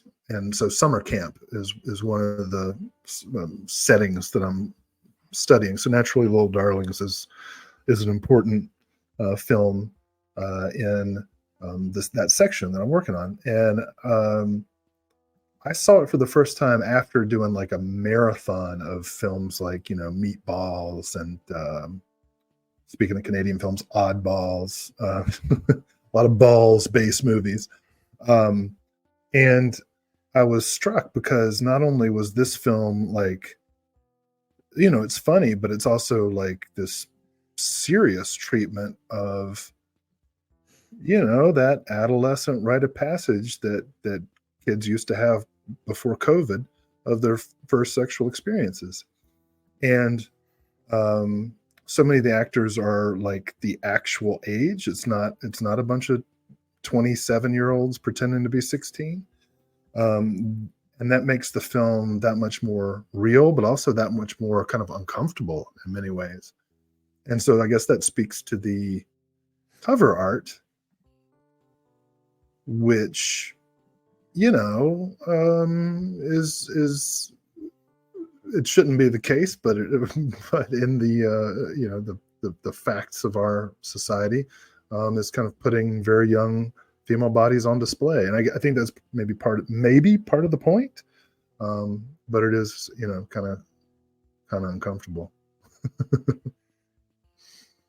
I mean, they're not on display in a super sexual way, but they're on display in a way that I think many people will sexualize. I'll say it that way. Yeah, this is a big deal title, obviously. This has no legal HD release anywhere in the world. This had no DVD release in the US. It had a bootleg in Australia. Um, this is a big, big, big title. Um, one Yeah, other, I go ahead. want to speak to D. Simner's question. If it were boys, would we be less weirded out? And the answer is probably yes. And that's part of why it's so weird, right? I actually think that cover, as we're talking about it, might be in some ways super appropriate because the film is about young women at the age where they're having their first sexual experiences and sexual like thoughts, and for America that's an uncomfortable topic. And we it's also pointed out that it was written by women, it was directed by a man, and so there's all kinds of gendered dynamics in the making of the film. I think it's a really good film, an interesting film. I'm excited to see it restored, and especially with all these extras, just because it's one of the most interesting films of that time. And it's also Christy McNichol is such a talent, and she for a long time succumbed to kind of the pressures and of being a child star, and had a later career comeback. Nicomedes says that they don't see anything overtly sexualizing about the cover art at all. And I agree, but I think that especially looking at it as a guy who's been socialized as a heterosexual guy his whole life, like I can definitely see how some audiences would sexualize that. And maybe I'm being too sensitive. Maybe that's not what's happening. Maybe I'm assuming the worst, and that's part of the problem. And I should just look at the cover and be like, "Cool cover. That's two kids hanging out." But their faces are blurred, and I mean, I'm kind of looking at that art, and I'm like, okay, what's that art saying, right, about these kids? I remember going through, like, I remember probably one of the first times I can recall being like super disgusted about the media. And maybe this is later than I should have been disgusted, but I remember when there was like a website counting down the days until Mary-Kate and Ashley Olsen Yes, turned 18. that's And so gross. I was like, what the hell? And then, when Hit Me Baby One More Time came out and Britney Spears was 16 years old, and her memoir just came out, and everybody's kind of talking about those issues again. But the same media that does that shit is the media that's like, oh, isn't it awful that this shit got done? No, it was done by you guys. Barbara Walters was asking Britney Spears about her sex life. Mm-hmm. That's not cool. And so there are some like kind of weird ethical lines with Little Darlings, because you've got these actual child actors who are grappling with these these scenarios that people at that actual age do go through, but they're going through them as public actors, right? And certainly these actors dealt with a lot of stuff in their lives that was really sad. And that's one of the reasons, right? You cast 27-year-olds to play high school kids because you can pretend like there's no ethical problem with that, even though there is, right? Like I remember when Joe Bob Briggs was showing The Stepfather, and Jill Schoelen has a nude scene, and everybody was like, "Oh, Jill Schoelen's so hot," and I'm like, "Yeah, Jill Schoelen's very attractive, but remember, the character she's playing in this movie is 16. Like, what the fuck is happening right now that we're watching a 16-year-old character do a shower scene? You know, like, what does that say about us?" So, where have I gone with this? We're talking about the cover art of Little Darlings. Yes. Yeah, so it makes me uncomfortable in a way that I think might be productive. And the whole movie makes me uncomfortable in a way that probably should be productive, because we have tons and tons of movies about dudes losing their virginity, right? Everything from Tom Cruise in Losing It to the American Pie movies. Yep. And this is different than that. This is a lot more sensitive and nuanced, and I'm really looking forward to seeing the movie again. Like, I've just talked for what, 10 minutes? I did say before I showed this that Will was about to talk for 15 minutes. And I wasn't even gonna. Because you know what you need? You need to listen to me talk about gender issues. Just wait till they hear some of the other commentaries we've done. Right. Oh yeah. we're gonna talk about the brand. Yeah, but who mentioned the Blue Lagoon? All right, there's a new documentary now about Brooke Shields and all the shit that she went through. And actually, I was wrong. Barbara Walters didn't grill Britney Spears about her sexuality. Barbara Walters grilled Brooke Shields about her sexuality. Let me make that correction. But the same thing, like it was so gross. I really like Fast Times at Ridgemont High. D. Sidner asked about that. That's another film that has real nuance to it. Directed by a woman again. Yeah, not that a man can't direct or write a sensitive and nuanced film, but certainly, by virtue of your gender identity, you're gonna have some different experiences. So yeah, I think Little Darlings has been a long time coming. So I'm happy to see it. I'm eager to see it. I've never had the chance to see it. It's one of those. Oh, you've never seen it? It's one of those that has been pretty difficult to see, surprisingly, because of everything going on with it. So rights and all that have been worked out. Justin Liberty has confirmed that it will have the original soundtrack in full, intact, every single song. Yeah, that was a big worry for a lot of people. And then one of the other things they are really highlighting about these releases, which is really odd, but some of the ways that they make these up.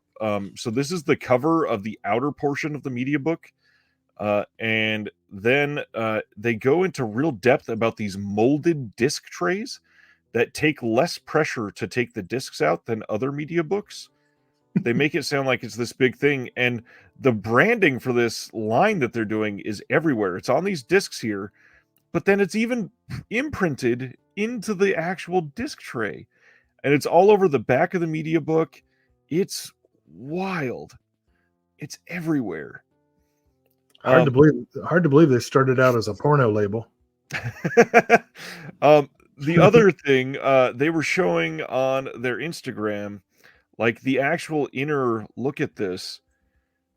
They went really far into making this their own thing. This is Wow. This is genuinely a bit innovative to do something different like this. And obviously, like, there's a weird take on the Criterion C logo in there, and lots of people have pointed that out. But yeah, they're going far with the branding on this.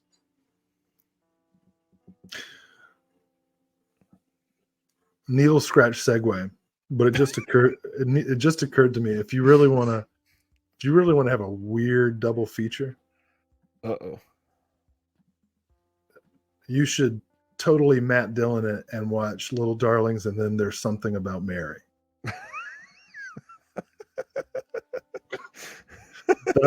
that'll knock you for a loop. Justin has confirmed there will be standard editions later. Absolutely. They weren't going to make a 4K of Little Darlings, have it sell out, and then never sell it again. Speaking of Little Darlings, I have a kid situation. I'll be right back. All right. I'll go to the next title then. And somebody asked, I apologize, I was going to point this out earlier in the chat. Somebody had asked, should we expect one of the releases from the sub-label every month? And Justin has confirmed it will not be every month. It will probably be like 10 releases in this year, something like that.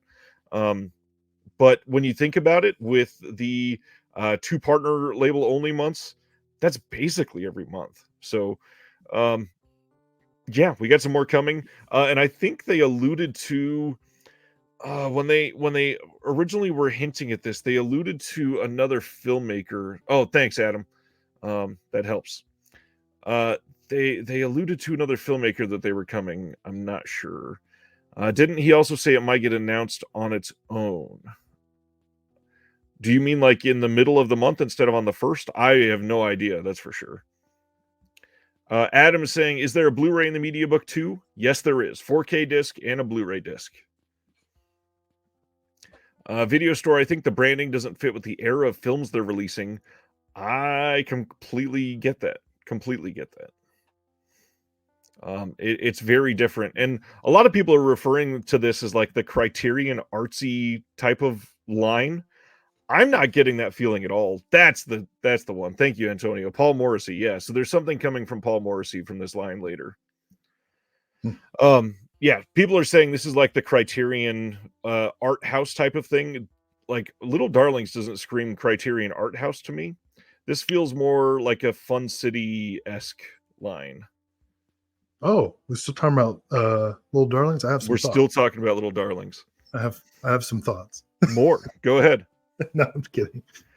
I mean, yeah, I do have a lot more. KB is here, and Celeste has nominated you to appear on KB's show so that you can be on the conversation. Oh, yeah. Well, sure. That'd be awesome. Watch that stream this morning. It's a great talk. That'd be an honor. It's kind of an intimidating post right there. All right. That's enough about Little Darlings. Well, I guess we have to talk about this. They're also selling a bundle. I think it's still available with this camp shirt to go with it. Nice. Did you get the shirt too, Will? No. It looks like a very Will shirt too. This is the only non-black shirt that I have. And I bought it for you. You didn't even buy it. That's the funniest part. I have one red shirt, the Severin Santa Sangre shirt. Everything else is black. Yeah. Let's see. There was one more. This is the one I was going to highlight. I'm happy for Justin, though, as it must feel amazing having his own label, putting so much into a release he clearly loves. So wishing the best for the label. Absolutely. Same. Fully agree. Totes. Hey, this is a big deal. Shelf Shock Rewind is underway. For 2023, you can vote now. And if you have never heard about this, I am going to put the link for the ballot in the chat. You can open this in a new tab. You can vote afterwards. You can vote later in the month. We are doing this for the entire month of January. In fact, if we are light on time, which we're already at 2 hours, so probably not, we can look at the ballot together later. There are a lot of really great titles on the ballot this year. I don't want to do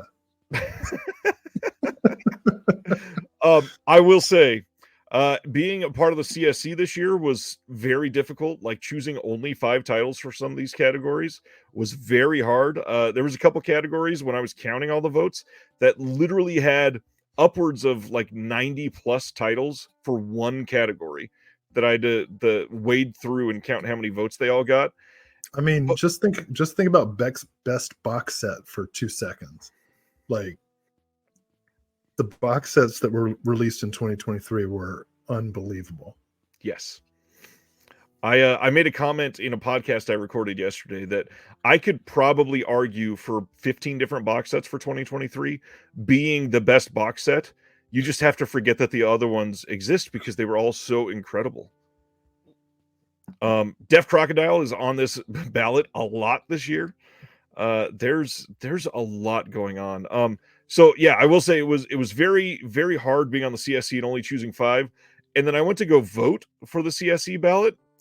Oh my God, almost had like a freaking aneurysm realizing, oh, I only have to do one of these now. And that feels like an impossible task for some of these categories. For anybody that doesn't know all the details, we're going to be doing a live show for this on February 18th at 7 p.m. Eastern. And it's going to be here on YouTube, here on Twitch, here on the Shelf Shock channel, on my channel. It's going to be everywhere. Celeste de la Cabra, who was just mentioned, is going to be doing the award ceremony with me. We're going to be having all kinds of people appear in videos. It's going to be a big deal. We're giving another special award out this year that I can't wait for people to see. It's going to be a really, really illuminating time for many people. And yeah, eager to see who wins. That's a big thing, just to see who the community votes for. Yeah. And then, not to just self-promote for a minute, I guess, but I mentioned Oscar Bescher earlier. I also put up a conversation with him this week. And again, not to toot my own horn, this is one I'm genuinely proud of. This conversation was, I feel like, one of the more important ones for the channel so far. Oscar is a very knowledgeable person, and to discuss archiving these films, preserving these films, and what that means to some people, because literally just defining preservation and archiving is a step that we don't do enough, and we just throw these words out and it means different things to different people. One of the things that we really need to go deep into is access to these movies. So I really had fun talking with him and felt genuinely educated after discussing with him. So give it a listen. And I guess as the last part of the self-aggrandizing moment for us, we got a comment, Will. Sand Hamwich says, I listened to your guys' Spider Labyrinth commentary yesterday. It was illuminating, made me appreciate the movie more on my initial watch. Oh, thanks. That's awesome. I want to say, like, first of all, that interview with Oscar is amazing. But second of all, those are the guys who deserve the credit. You know, I write a bunch of words. You know, me and Ryan talk a bunch of bullshit. These guys do the work. You know, I sit around and I'm like, ew, where's my 4K? And, you know, they're the ones who are actually tracking film elements down and restoring them frame by frame. So, you know, the archivists, the preservationists, they never get the awards. They never get the accolades. It's kind of fucked up that critics, you know, get accolades, but the archivists don't. The preservationists don't. The labels don't. And one of the things I really like about Shelf Shock, and you should be proud because you're shining a light on an area of the film industry that heretofore hasn't got the credit that it deserves. And as far as film history, film studies, media studies, and critical thinking about media goes, this is the present and future of the field. So yeah, you absolutely should be proud of yourself. And everybody watching this stream, listening to this podcast should check out the archives of interviews, starting with Oscar Bescher. That's the Bescher. I said all that shit, and then I didn't even have the decency to pronounce his name right. Oscar Bescher. Yeah, he is an incredible dude. Um, on top of the archiving and preserving portion, I also want to point out people like Craig at Deaf Crocodile who does the restoration work. Oh, Um, is something that, it makes us appreciate these movies so much more when you see a cleaned up copy. And some of these, like we were just talking about Spider Labyrinth, for years that was an awful looking movie. Pan and Scan destroyed that movie. The VHS rip looked awful. It was mostly available on bad bootlegs, and that 4K from Severin is revelatory for that film. yeah, and I mean, I'm really proud that we got to be on that release twice, with the visual essay and the commentary. But honestly, all credit to Severin. We just came in and said a bunch of words. We didn't do any real work. Right. Yeah. Craig is asking, can I ask about the name Shelf Shock Rewind? What's the story behind that name? A couple things is, obviously Rewind, we're looking back at the year prior, so we wanted that included somehow because that involves home video. But the thing that we kept going back to is that we were just staring at our shelves, and realizing what a year entailed, and with alliteration, the shock of those shelves was just the perfect way to bring it together. Yeah. Collecting movies is like being at war, Obviously, basically, is what you're it saying. sounds like shell shock. That was a part of Yeah. it, yes. You're saying it's exactly the same. Uh, I'm glad you agree, Couch. Yeah, that movie looks ridiculous on 4K. It is a freaking good movie. You don't need the commentary to tell you that. It's really good. It's really fun to watch. And then the last bit of self-promotion, the 7th issue of the Physical Media Advocate is Look at available that. digitally. What really sucks is this should have been available physically already, but Amazon has been giving me the finger for multiple weeks on some of these. They have denied the physical release of this 3 different times already. I am currently waiting on another denial at the moment. Unfortunately, it Well, they can see the future. There's the margins. The margins are too close to the edge. literally You Literally, if it's off by like less than an eighth of an inch, they whine about all of it. And then on top know, of that, they say that my lettering on the back cover is too close to where the barcode's going to be, even though I've moved it and put a black rectangle around it. the barcode's gonna break. Makes no sense. I'm like the only person in the world who cannot do a Christopher Walken impression, but hopefully you've seen the Dead Zone and you figure out what I was doing there. But if you want the digital edition of this, you can get the link in the description below where it says buy the Physical Media Advocate. You can get it on Amazon right now. It's a really good issue. Antonio, who's in the chat tonight, has a really great retrospective article on growing up around Mary Millington, of all people. It's a fascinating read. cool. Craig thought you were doing an Arnold Schwarzenegger voice. See it? Do you do impressions? I can't. I don't think I can do an impression of anybody. Surprisingly enough, I do Arnie a little bit. All right, Now I'm going to have to do it, huh? Yeah. Listen to me. We're not going to get out of here. Oh, that's actually pretty good. Yeah. Yeah, I can't. So I was trying to do Christopher Walken in the Dead Zone, the famous "the ice is going to break" scene, but applied to the margins of the Physical Media Advocate. Didn't go well, but you miss 100% of the shots you don't take. No, you actually don't miss those shots. What's the phrase? You miss 100% of the shots you don't take. Isn't that it? Well, that's literally not true. You don't miss those shots. You just don't take them. It should be you don't make 100% of the shots that you don't take. Well, that's awkward to say. That's anyway. I can't do impressions. Basically, that's what I'm saying. Anthony says we have to have a discussion as me doing Arnold and you doing Walken. I used to do this thing. You're not going to believe this, but people, when I was younger, people found me very irritating. Whoa. Yeah, I know, right? I used to do this thing, and the only person who found it funny was my girlfriend. So, of course, I did it all the time. But we'd be at social gatherings and talk to somebody that I didn't know very well. and I would claim that I could do an impression of anybody, like with total accuracy.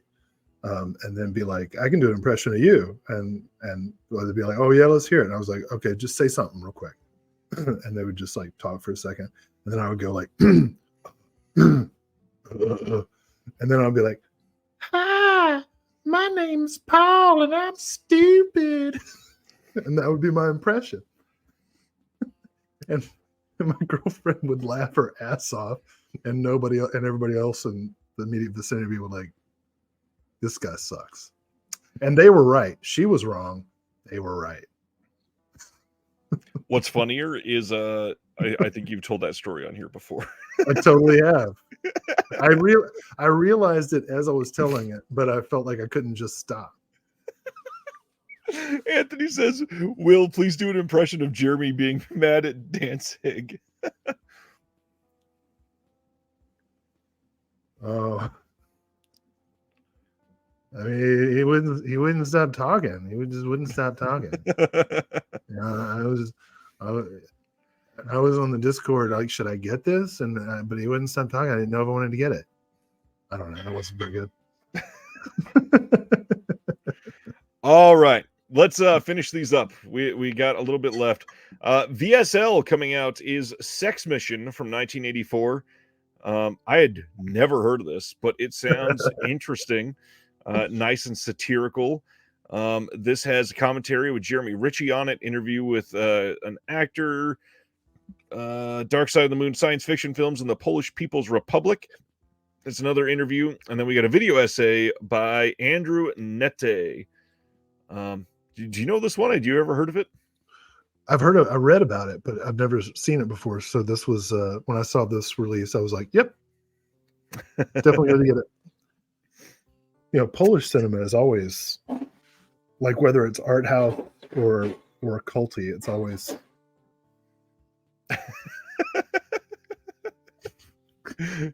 sound like somebody just threw your silverware drawer across the kitchen. It's always I don't know what the hell's going on. Let's talk more loudly about Sex Mission. Okay. Today was merch day over at Vinegar Syndrome, and they released this Freeway 1 and 2 hard box. This will fit both of the 4Ks with the slipcovers. You can either get it with the films, or you can buy it without the films right now. And it's pretty cheap. It's only like $12.99 if you really wanted it. Obviously, it's literally just a box to house 2 movies, so pretty cheap is relative because you don't even need it. It's just a box. But the art looks good. Looks like a fun addition, and they're both great movies. So if you haven't picked them up yet, it's the perfect way to do it. Other merch that they had, this Vinegar Syndrome print that they are doing, and then they've got a shirt of it as well. And then this new logo shirt. We got the new sub-label logo shirt. That's and cool. A tote bag as well. I don't fuck with tote bags. I don't get them. Like, well, what are you toting? You know, like tote bags are never big enough to carry what I'm carrying. Like, you can't carry groceries. A lot of people use them for groceries. What kind of groceries you getting? Nothing substantive. I got a family to feed. A lot of people in cities where they actually go to grocery stores a little more often. I'm in the fastest growing city in the world, or the 6th fastest growing city in the country. And you know, if I'm just getting like a baguette and some like jam, then a tote's fine. But I've never been in a situation where a baguette and jam are the extent of my shopping list. Justin says tote bags are great for record shopping, says Browning. I'll accept that. I actually got a tote bag for Christmas for my sister. I'll get it in a minute. It's yeah, I'm gonna show it. I'm gonna show the tote bag that I got. You know what? I think for the next Patreon, the exclusive one for the higher tiers of the Patreon, the limited edition merch, I think I'm gonna put "I don't F with tote bags" with your name on a tote bag and send it out to the supporters. That is really, really smart. Finally got okay. So a joke finally landed. That's perfect. Although I really don't. I do have one, and I'll show it to you in a minute. I literally have a pile of like 8 tote Present. bags over there that have come in random packages. I've got a Radiance one. I've got the Severin one from the House of Psychotic Women box set. Um, What have you used any of them? yeah, I genuinely have multiple. Okay. All right. I'm alone in this world. That's fine. Dev Crocodile says for Blu-ray shopping, but I don't get to go shopping in person for Blu-rays very often. I don't have many opportunities for that. Will is just gone tonight. Let's go to the next thing without Will. This is probably a good thing that Will's not here. March 19th on Blu-ray from the Janus Contemporaries line of Criterion, Lynch Oz from 2022. The themes, images, and cultural vernacular of Victor Fleming's The Wizard of Oz continue to haunt David Lynch's filmography, from his early short The Alphabet to his recent television series Twin Peaks: The Return.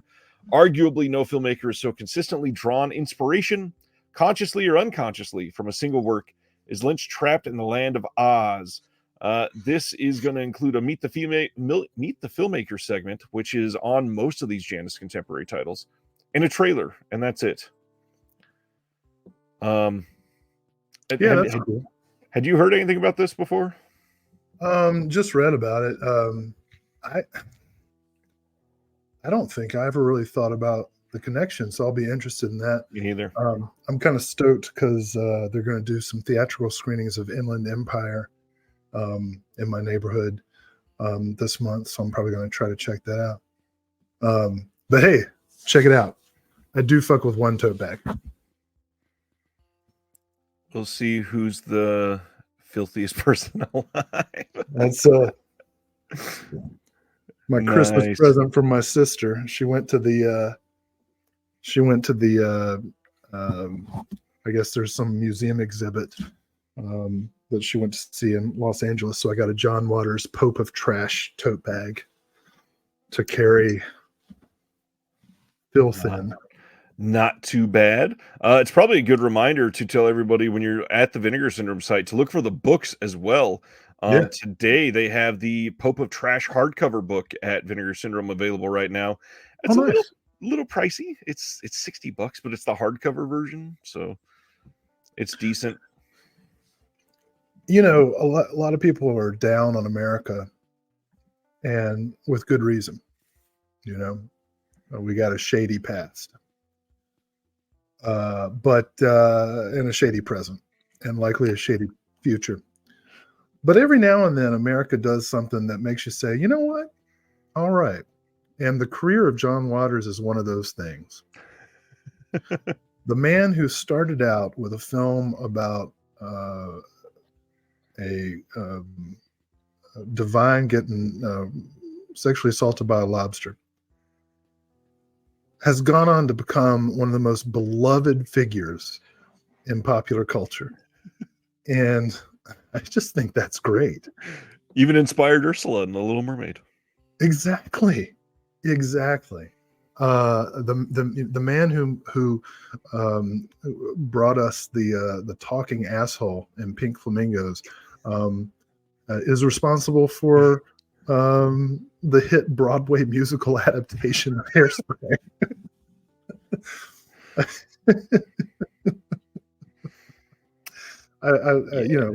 I join 100% of Americans in saying that I love John Waters. Even Trump voters like John Waters. You know what I mean? Like all those people who hate drag performers still like John Waters. Probably. I bet. I hope so. They probably do. They would. They would if they got to meet him. You know what I mean? Paul says Lynch Oz really good and interesting with lots of good people involved, including Waters. Oh, and that's the other thing, right? We wouldn't have David Lynch if it wasn't for John Waters. John Waters was the one who championed Eraserhead and got him started. It's crazy, right? I'm not even going to highlight that comment sooner. Let's see.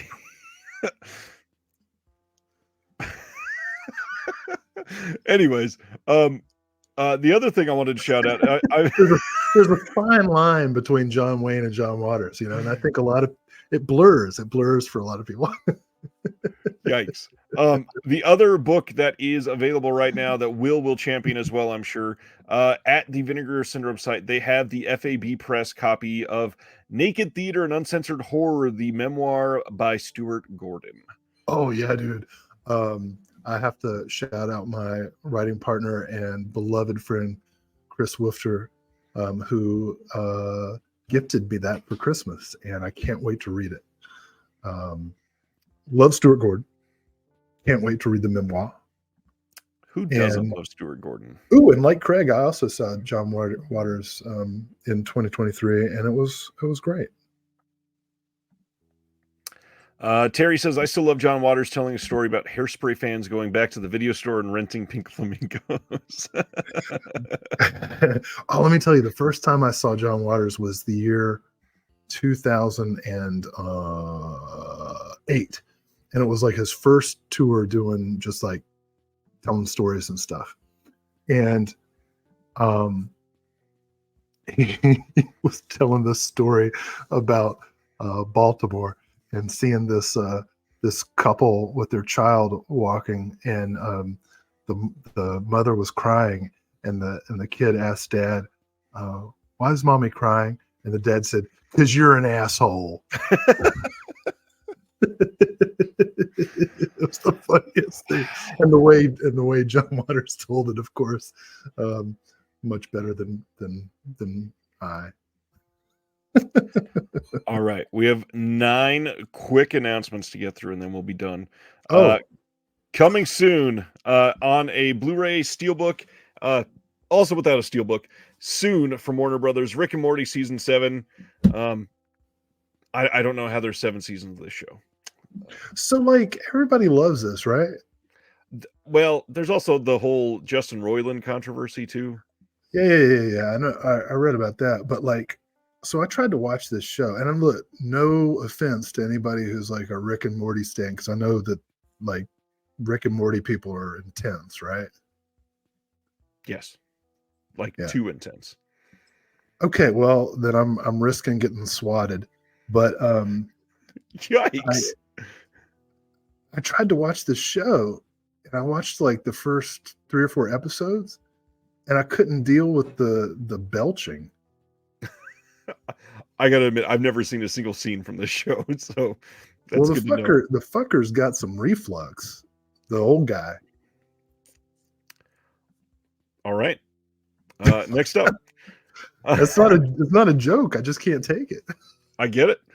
Coming soon from Sony this looks good. Anyone But You from 2023, starring Sydney Sweeney and Glenn Powell. I actually have heard this is surprisingly decent for a modern rom-com. Don't know anything about it. It's a very peck-heavy movie. I bet. Glenn Powell, dude, that guy's. You know what? He's the kind of guy that does like 100 reps at 25 pounds. You know what I'm talking about? Gym people know what I'm talking about. 100 reps at 25 pounds. So it looks like he's all muscly. Fucker can't even lift his own tote bags. Oh, man. Next up is The Hunger Games, The Ballad of Songbirds and Snakes, coming on February 13th on 4K, and then in a steelbook that looks like the 4-film steelbook set that they put out fairly recently. So that's cool that it kind of matches. Oh, let me tell you what. I took my my 16-year-old to see The Hunger Games, The Ballad of Songbirds and Snakes. And it wasn't that bad. Will just turned over a brand new leaf. Are you all right? No. I'm not saying it's good. No, but not that bad is a massive compliment for a film that came out after 2013 for you. Wasn't that bad. I do not have a problem with good movies, regardless of the year they're released. And I'm not saying that this is a good movie. I asked Maury, and the test says that was a lie. Anyway, not that bad. I enjoyed the loose adaptation of Shakespeare's Coriolanus. featuring a guy named Coriolanus with Medusa hair. Oh man, I had to zoom in for the Ronnie comment. Looks like Carrie's prom date. What's that guy's name? John Travolta. No. Carrie's prom date. I know, I was kidding. Special features on this. We've got an audio commentary with the producer, director, Francis Lawrence, and the other producer, Nina Jacobson. We got an 8-part documentary, acting ensemble, some other featurettes, costume, makeup, stuff like that. Letter to the Fans. William Catt. Thanks, Stan. William Catt. Yeah. Sorry. Go ahead. Continue to talk about this movie. It's Will's favorite, so you might want to watch it. Next up. No, it's not a recommendation. Just saying it wasn't that bad. Coming soon on Blu-ray from Kino is the Sci-Fi Chillers collection with The Unknown Terror from 1957, The Colossus of New York from 1958, and Destination Inner Space from 1966. I've seen none of those three. I saw The Colossus of New York. Yeah, those will be fun. Just some trash. Or maybe not. I don't know. I haven't seen them all. All right. Next up is one that I'd never heard of before this. February 19th in the UK, Fabulous Films is giving us Rhubarb and Custard, the complete collection, including all of the reboot that they did from 2005. And there's a lot on here, and they seem to all be colored in magic marker by hand. Interesting animation idea. I'm very curious on checking this out. I'm not familiar with this cartoon, but you know what I used to love? Rhubarb cobbler. My mom used to make rhubarb. We had rhubarb growing near our compost pile, and rhubarb. Well, if you listen to Prairie Home Companion, you'd hear the songs. But rhubarb cobbler is the best cobbler. It's another cat film. Yep. This looks interesting. I got to admit, I love animation. Yeah. Next up, March 12th, Mill Creek is releasing Icons Unearthed Star Wars, which is a 6-part documentary series. And it's featuring interviews with Marsha Lucas. That's the first name they mention. And then Anthony Daniels and Billy D. Williams. Yeah. Who's Marsha? Yes. Oh, she's probably related to George, right? Who's that? That's why I laughed that they put Marsha Lucas before Anthony Daniels and Billy D. Williams, who are in the Star. What is the old Family Guy run or something like that, where they say you were in the Star War? Anthony Daniels and Billy D. Williams. Come on. Well, they shouldn't put anybody before Billy D. That's right? Bullshit right there. Bullshit. Everybody's all about that rhubarb cobbler. Yeah, well, good. That's awesome. I will say I do not care about this release. This is all 6 parts, Sibner, on one release. She was the film editor. There we go. Okay. It was competently edited. Unearthed Films is releasing The Abandoned from 2006 on April 9th. We've got a bunch of interviews on here, a making of, a couple featurettes, and some alternative sequences and deleted extended scenes, outtakes, and then Unearthed going all the way back to giving us BD-ROM features, storyboard collection. BD-ROM features in 2024. So the tagline. Uh-oh. That doesn't make any sense. Death never runs out of time. Death is literally time running out. That's like the definition of death, is time running out for individuals. So I will take this moment, because you and I, as far as I can remember, have never talked about Unearthed Films together. I thought you were going to say death. No. How do you feel about Unearthed? Have you watched much from them that you've liked? Because I know that you're open to it, but I don't remember you watching an Unearthed movie. I can tell you I'm against death generally. Yes, that's why we're not talking about that. It's a real bummer. especially as a collector. You're gonna have to tell me what Unearth has released. Thought you would know at least some. I didn't even realize I had like 40 film movement movies. I just said that like a couple hours ago. All right. Well, we'll talk about Unearthed later. We'll have Will pick his 5 favorite Unearthed out of his collection. Just name a title that I would know. A Serbian film. Oh yeah, I like that. All right, coming on February 13th on Blu-ray from Lionsgate. That was better. That was way better than the Hunger Games. Priscilla from 2023. But I couldn't take my kid to it. How interested are you in seeing Priscilla, Will? I'm not. I mean, it might be good, but that doesn't look like something I'd be into. If someone wanted me to watch it, I would do it. Oh, don't let me forget to talk about Mandy. You got it. Craig is asking, has Priscilla even hit theaters yet? Yes, I believe it's played at least New York and LA. I'm not entirely sure about everywhere else yet. Phrasing.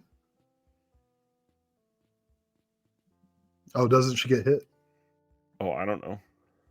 He might not have done that. I think he just maybe cheated on her. Which, you kind of got to expect, frankly. I mean, yeah, when you're Elvis.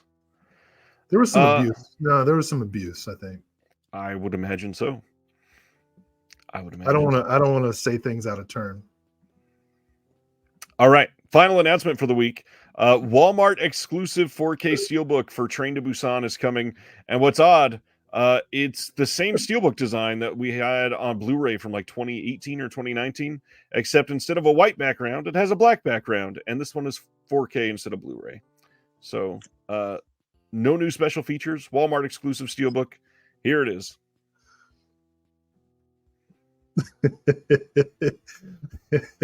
As a Walmart exclusive, they're advertising it as an anti-immigration film.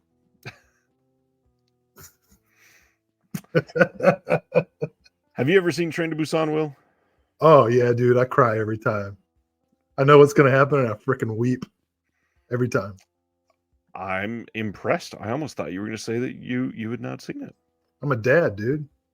It's a great movie. It is a great movie. All right. No qualifier. Yeah, nothing else to add. It's a great movie. I include that in my course on zombies, aesthetics, and ethics. And in that course, we start with like the history of zombie and Haitian and North African culture as kind of metaphors for the transatlantic slave trade. And then we go through like zombie literature and zombie films up to, Romero, when they kind of shift to ghouls that then become symbols for consumerism and so on. And then we end on a trio of Train to Busan, The Girl with All the Gifts, which I love, and Juan of the Dead. I think those are the last three. If I have time, I put in Survival of the Dead, but it's usually nobody's favorite, even though I really like Survival of the Dead, but I can understand why people don't like Survival of the Dead. It's a remake of The Big Country, the William Wyler Western with Gregory Peck, just with like a fraction of the budget. Yeah. We'll talk about Mandy in just a second. Sardis wants to know, do you have to get your courses approved by the admin? One of the great, yes, I do. But I'm pretty good at that. It's not that hard, but some faculty are terrible at it because they, just don't think that way. In my job, which I've been very grateful to have for the past 13 years, the great thing is I was allowed to teach pretty much whatever I wanted. And the trade-off was it was always to like first and second year non-majors. So it always had to be kind of an introduction. With a few exceptions. I did teach upper level courses. My cult films course is an upper level course. I teach a course in Westerns. I teach a course in alien invasion media. Those are upper level. But most of the stuff I teach is introductory. But that's fine. I like it. It means I get to like teach different topics every year, and just make new classes without having the pressure of making it at the expert level. Right. Ooh, telephone. Everybody get telephone. Telephone. All right.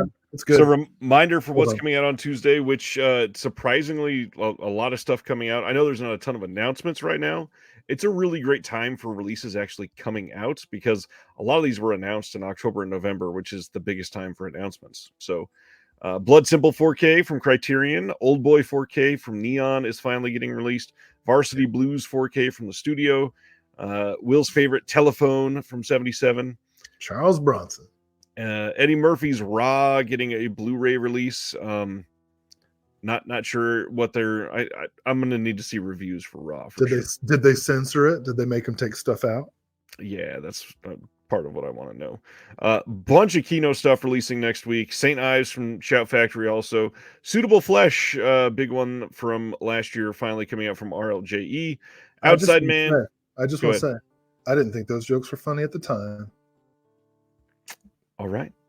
Outside Man from Kino, Film Noir, The Dark Side, 16 from Kino, Odds Against Tomorrow, Split Image from Kino, Blood Rain 4K, supposedly from Massacre Video. Nice.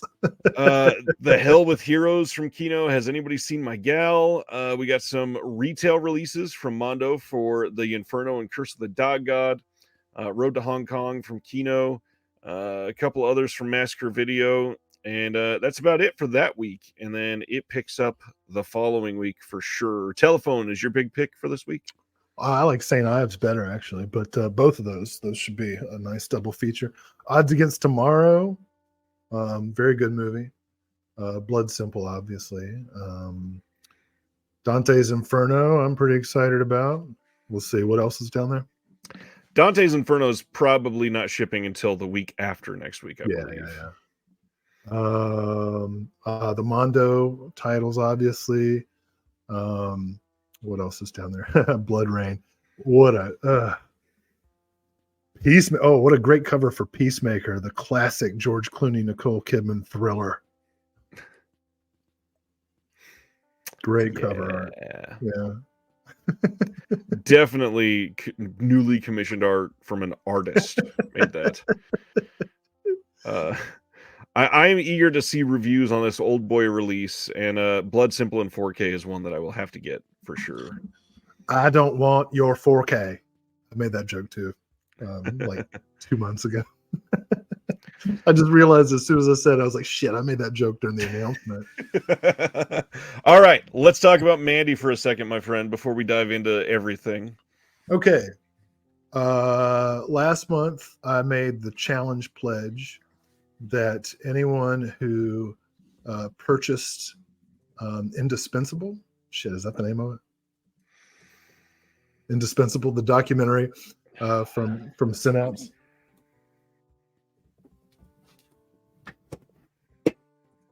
Uh-oh. Invaluable. Invaluable, the true story of an epic artist, which also features the documentary Other Men's Careers about Josh Becker.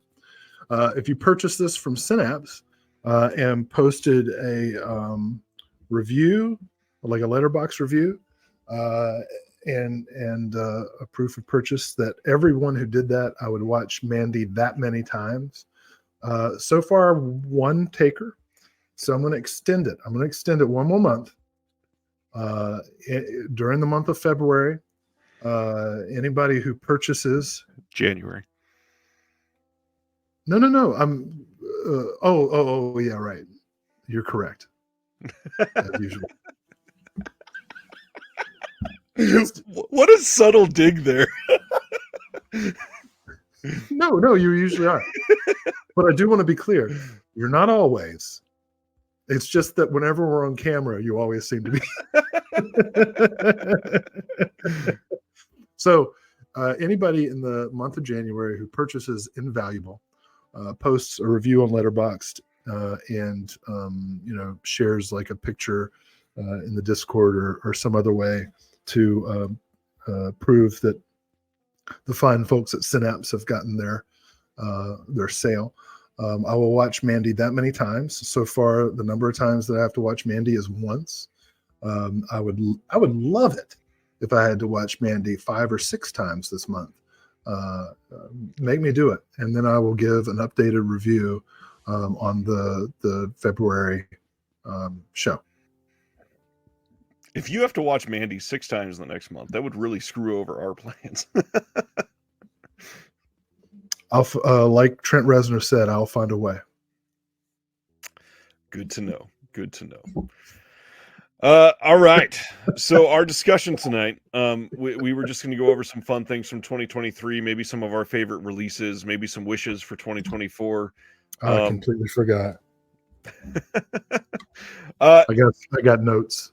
You got notes. Interesting. Yeah, favorite moments from 2023. You want to list a couple and go into some discussion there? So, okay. I'll share a couple of favorite moments. In terms of world history, this was a tough year. Not a lot of victories for people who share my general ethical stance. Some, not a lot. But we're also all human beings who go through every day. And I thought I'd take stock of a couple of moments in my life where I was just like glad to make a connection. I'm a pretty solitary person. And so anytime I make a connection with another person, it's a big deal. So I'll share a couple of moments that I recall. I was no, one is not meeting Jeremy. I'm just kidding. One actually is. I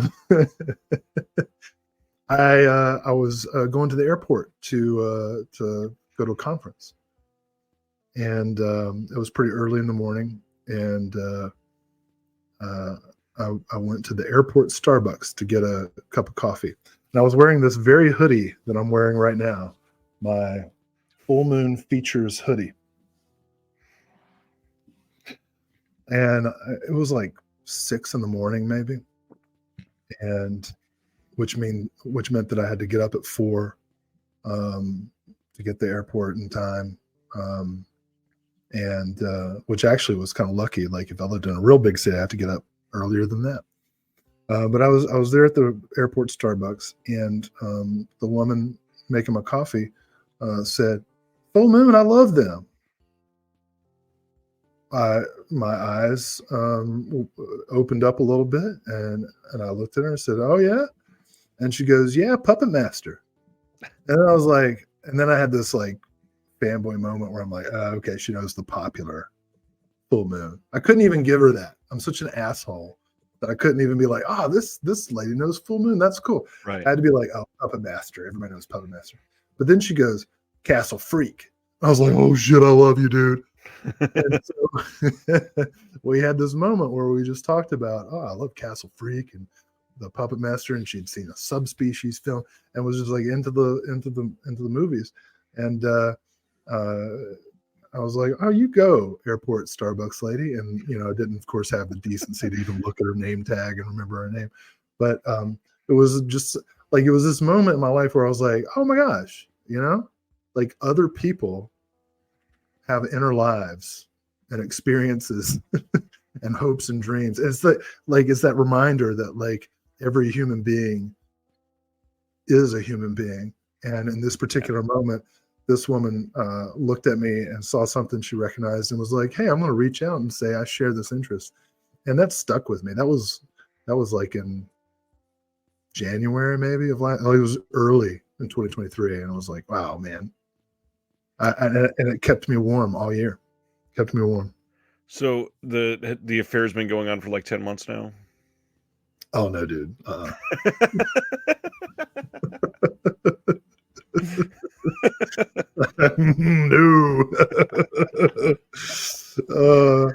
But I'm sure we'd be friends if I'd not left almost instantly to get on my plane. But yeah, no, actually, you know what? You want the true story? True story. I saw her again, like on my next flight, and um, had the same hoodie on. She was like, "Ah, full moon guy," and I'm like, "Hey." We didn't really go past that. Thanks for puncturing the happy balloon of the story. The point was that we had a moment. It didn't go beyond that. It seems like a lot of people are going down the same path. Sibner, is this where Will reveals he's leaving his wife? Like, why would Anthony, anybody did you think date that? this girl as well? Did I steal your joke? Hell no, I didn't. Uh, has she been on camera on my wife is awesome, dude. She's never been on camera on the show. She is way better than I deserve.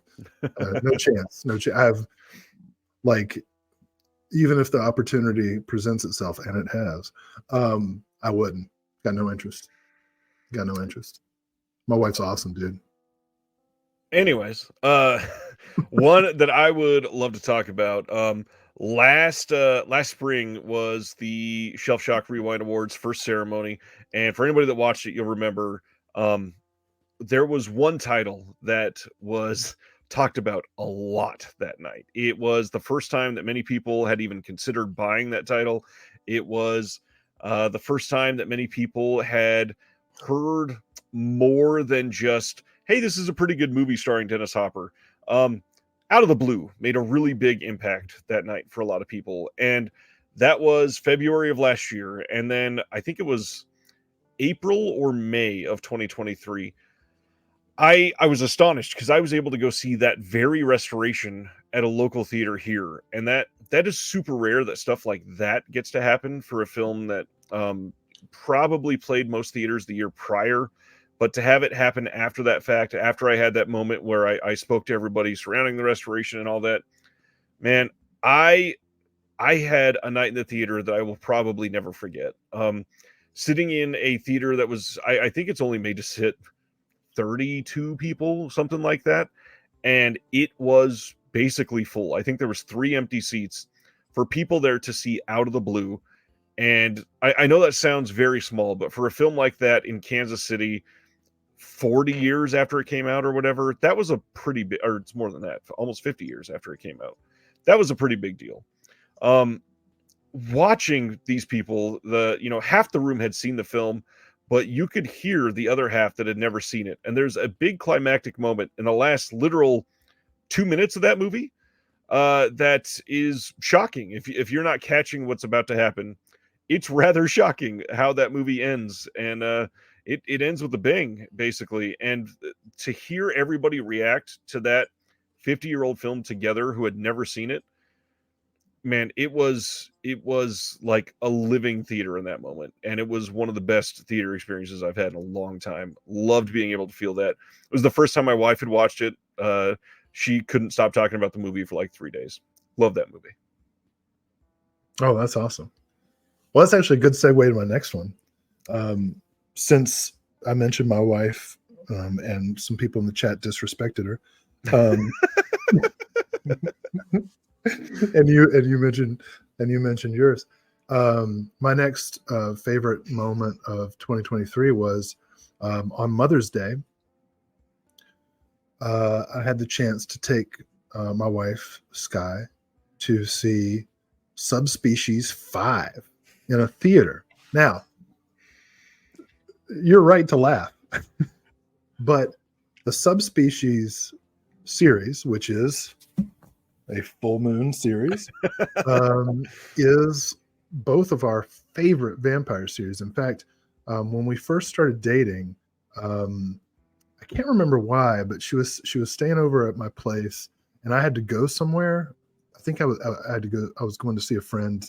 We had something we had to do, and so she hung out and she like ran the Subspecies series, which she had seen before but hadn't watched like as an adult, and fell in love with the Subspecies series. We moved and we were near an Alamo Draft House. I found out that Subspecies 5 was going to play at Alamo Draft House. got tickets, did some other stuff to make a special Mother's Day thing, and got her there without her knowing that that's what we were going to see. And the thing about Subspecies, love or hate the movies, they look gorgeous, right? They're shot in Romania. They really like lean into the fact that this is Dracula's hometown. You know, like the mountains, the mist, the architecture is just gorgeous. It's so gothic and spooky. And for the two of us who enjoyed the first 4 films plus the spin-off Vampire Journals, to see a prequel, one of the first full moon movie in seems like decades that had a decent budget, you know, and looked theatrical. I never thought I'd see anything with the full moon logo in a theater, and for it to be that, for it to be Mother's Day, for it to be with my wife, that was probably our like couple highlight of the year. Subspecies 5. Yeah. I love that. How do you even follow up Subspecies? Gosh, so many interesting moments to talk about over the last year. The big one that I really want to get out of the way though is just little announcement in September of this thing that's on my shirt tonight. Someone's favorite kind of made a giant impact on my life this year, and you being a big part of that was huge, and working together with you has been a headache and fun, and you can go ahead and say I'm a real dick. It depends on which project we're talking about. So far it's been a hell of a lot of fun. I feel bad, you know, talking so secretively about all these things, but when we only have a couple projects technically announced, and I swear we've turned in like 11 things already. It's wild how little has been announced. It's going to be interesting when... And we got 11 due next week. Just by Monday, yes. It's going to be a busy weekend. Yeah, someone's favorite has been huge, and I'm sure you wanted to say more about this, so I'll let you segue from here, but I'll pick up the entrails after that. No, it wasn't on my list. I kind of figured. No, it is, but it's number 2. No, yeah. All right, well, I'll go ahead and put it there. So yeah, my number 3. I can say we can't say the details, but we can say that this whole thing started. I hope we can say this. This whole thing started with the two of us independently responding to a tweet. Now, how many stories start out that way but turn out good? Right. The two of us independently responded to a tweet, which then turned into us saying, well, hey, you want to just do it together? To let's make it a thing. To, oh my God, it's too much. We need more people. To, you know, to me saying, you know what I really want to do is re-record and rewrite Spider Lambert commentary. Like today. Oh shit. All right. Pull up Craig's announcement. Oh man. There it is. All right. So yeah. Without belaboring a point, we've started producing features for Blu-rays. We're very excited to do it. It's been great. I'll get to my favorite moment of 2023 in a second. But as Craig just announced, we are working on a feature for the Soviet film Kin Dza, which for weeks I've been pronouncing Kin Dizza. So funny every time. It's Kin Dza. but I like to pretend that it's gonna it's gonna be a hip hop holiday. Anyway, so yeah, that's happening. I don't know. Hopefully, Craig will accept it. We'll see how it goes. Um, um, and but speaking of favorite moments of 2023, as regular viewers will know, I did fly out to Kansas City to see Ryan and by extension Jeremy in person. My plane partially exploded on the way. It was very scary. There are no jokes involved. Thought I was going to die, but made it. And what was really cool was, you meet somebody online, and rarely do you meet them in real life. And then when you do meet them in real life, it can be really weird because like you've talked to them over a camera, but now you're standing in front of each other. And I got out, of baggage claim, and this car pulls up, and Jeremy Long gets out of the car, and Ryan gets out of the car, and Jeremy tried to hug me, and I sidestepped him, and because I felt like I should hug Ryan first, and so I gave Ryan a hug, and he's taller than I am, which is a rare experience for me, and it felt good. And then here's the really weird part. Then I turned around and I hugged Jeremy Long, and you know what? That felt good too. You also forgot to mention that when I hugged you, I literally picked you up off the ground. You did do that, and I appreciate the spine stretch. But I want to take a second to say, Jeremy, despite everything about you, I love you, man. Can you say that one more time? Jeremy, despite everything about who you are, your taste in film, your comedy, I love you, man. And that moment we shared at the airport, both to and from, that was for real. Now let's talk about Kinzaza for a second. That shit's an amazing movie. You guys don't even know what's about to happen. If you don't know what Kinzaza is, great looking movie, sci-fi, really great shots in this movie. Excited for it. My only critique is the almost total catlessness. Almost. Man, so Jeremy and Will showing up here this year was obviously a huge moment, but having the full-blown let's nerd out on a handful of movies and just discuss them to death over a weekend was fun and laborious and interesting, and yeah. Oh man, can't wait till everybody sees the trivia game. I need so much more free time to edit. That thing's going to take forever. You guys, it's going to come out in April as a Patreon exclusive or something. No, you guys, when the trivia game comes out, holy shit, that's going to be the end of the world. Craig, we are trying to do something where we can all go to LA soon, I promise. Oh yeah, dude. My sister lives out there. We'll do something.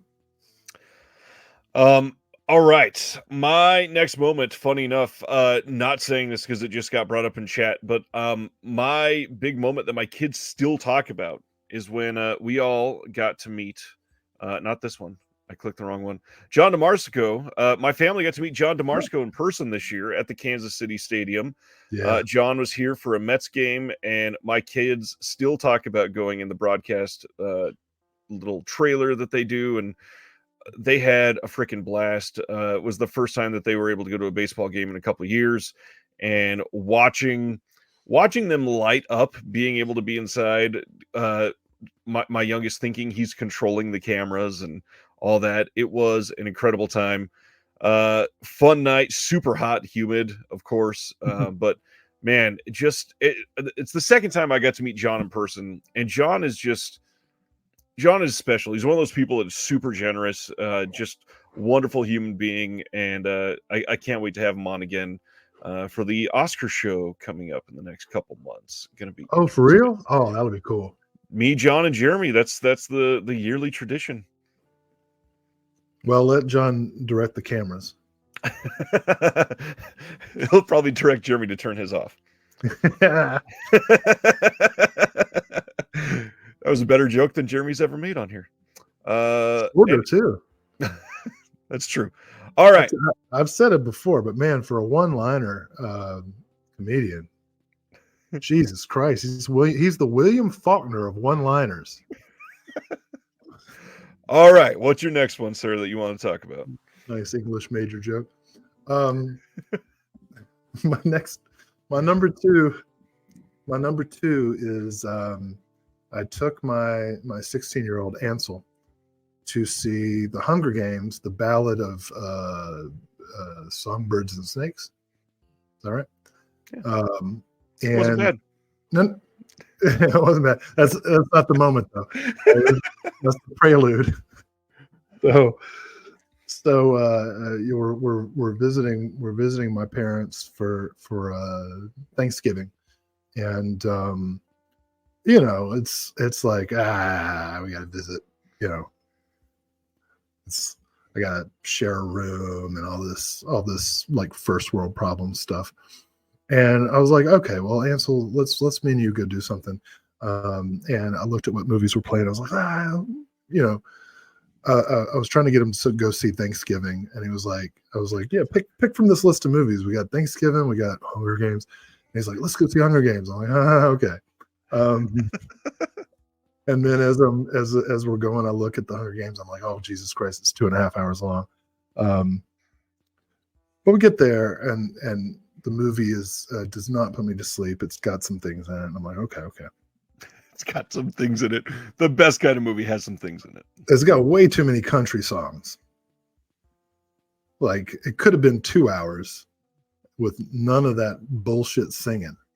But anyways, that's not the point. The moment was actually kind of heartwarming. After the movie was over, Ansel was like, hey, I'm hungry. Can we go to Bojangles? I'm like, well, Bojangles? We can go back to the house and get like actual food. Oh, it's a Bojangles, a chicken sandwich. And I'm like, fine, because I'm very indulgent.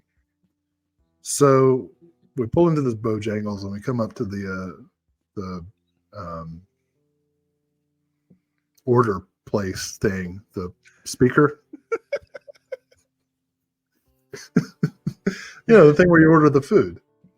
And they're like, can I help you? And I go, I always do this, and most times I can tell the people are annoyed, but I always say, hey, how you doing? And there's a pause, and they're like, oh man, just trying to make it through. And I was like, yeah, I hear you. Me too. Hey, listen, can I get a chicken sandwich, just plain? Some bow fries. And we pull around, and that's all I did, man. That's all I did was say, hey, how you doing? And I ordered my chicken sandwich and some bow fries. And when we get to the window, not only was the person who taken the order there, but like 2 other employees were at the window. And they give us our food, and they were like, hey, we want you to have this for free. And I'm like, what are you doing? And they say, man, you're the first person that's talked to us like human beings all day. Eesh. Literally, that's what they like. And I look over, and Ansel's like, what the fuck is happening? and they start talking about, how people have been like yelling at them and cussing at them and just being generally rude and whatnot. And I mean, like, I can't take any credit. I didn't do anything. I just said, hey, how you doing? There wasn't any like motivation or forethought into it, but they're telling me how it made them feel. And I started tearing up, like a little bitch. But I did. I actually got a tear in my eye, and I was like, thanks a lot. You don't deserve to be abused. Have a good night. And so my kid got a free chicken sandwich. So it just goes to show it pays to be polite. Uh, But no, it was just, I don't know, like it's hard to describe. I looked into these people's faces, and you go through it. We live in this capitalist society where yeah. everything's transactional, and you interact with a ton of people, and you never really look at them. And in that moment, I looked at these, fucking rednecks, and was like, oh man, all right, we're human beings together right now. You saw the humanity. I'm not a good guy, but that was a nice moment. I love the attempted toxic masculinity in the middle of that too. Um, uh, mine, the next one I was going to talk about is going to be nothing compared to that, I guess. But it's really easy to overhype movies that you should have seen a long time ago and go into it expecting the world and have them kind of suck. In comparison with what you were feeling it was going to be for the last 20 years or whatever. I've done that for a very long time with the movie that I've never got to see. I never bought the old DVD because I knew it was going to get upgraded. I was being stubborn, probably could have watched it years ago.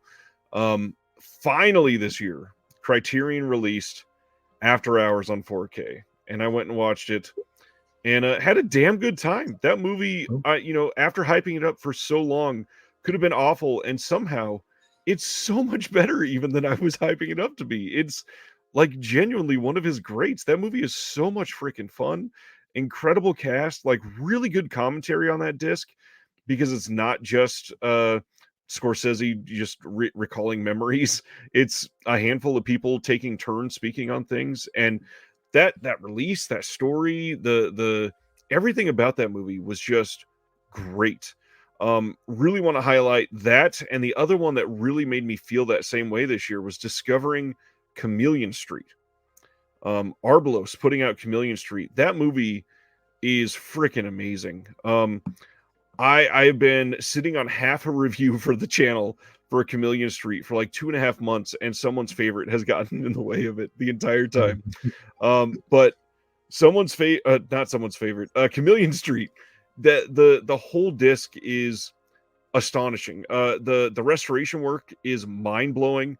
The extras on it are great. The story is just so compelling.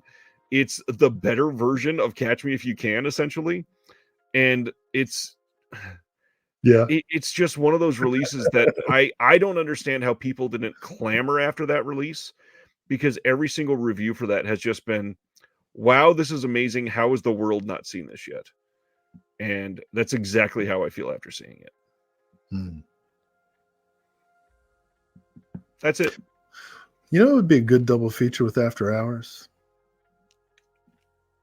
Do a Rosanna Arquette double feature. After Hours and David Cronenberg's Crash. That'd be a good double feature. Yeah, I could see that. I think there's tonal commonalities. Yeah. Some craziness, yeah. That'd be fun. Yeah, that's pretty cool. That's pretty cool. All right, my friend. Is this a number one time then? So my number one actually just happened. I shared. There might be recency bias, but and technically it's also not 2023, but it just happened, and it was really funny because, well, I'll tell you why it was funny. Like most of my jokes, I'll tell the joke and then tell you why it was funny. Okay, so I'm going to turn my camera here.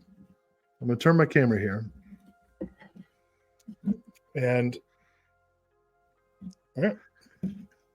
What you just saw was a small drum kit. Now,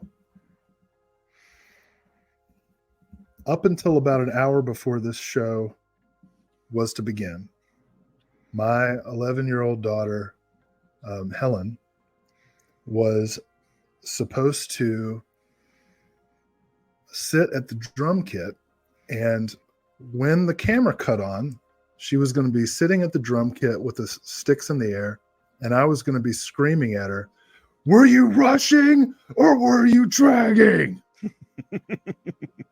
And then I was going to see the camera and turn it away real quick, and she was going to go to bed. And I thought it would be funny to make like a 4 years too late uh, Whiplash joke. Yeah. Is that the name of the movie? I Yes. always I always confuse it with the roller derby movie. So I was going to make a Whiplash joke where when the show started, I was going to be screaming at my child um, sitting in a drum kit, and she was all in all week until she found out that the show started at 9:30, and she informed me that her bedtime was at 9, and she had no intention of staying up past 9. I did not anticipate this. Um, as some of you know, she's made appearances on the show before. She has had no problem staying up past 9, but recently she's decided that she wanted to go to bed at 9, and so on. So I was putting her to bed at 9, and singing her song and everything. And I started to leave. I said goodnight, and I started to leave. And she was like, "Wait, don't go yet." And I said, "Well, sweetie, I have to leave. I have to come up with another bit to start the show."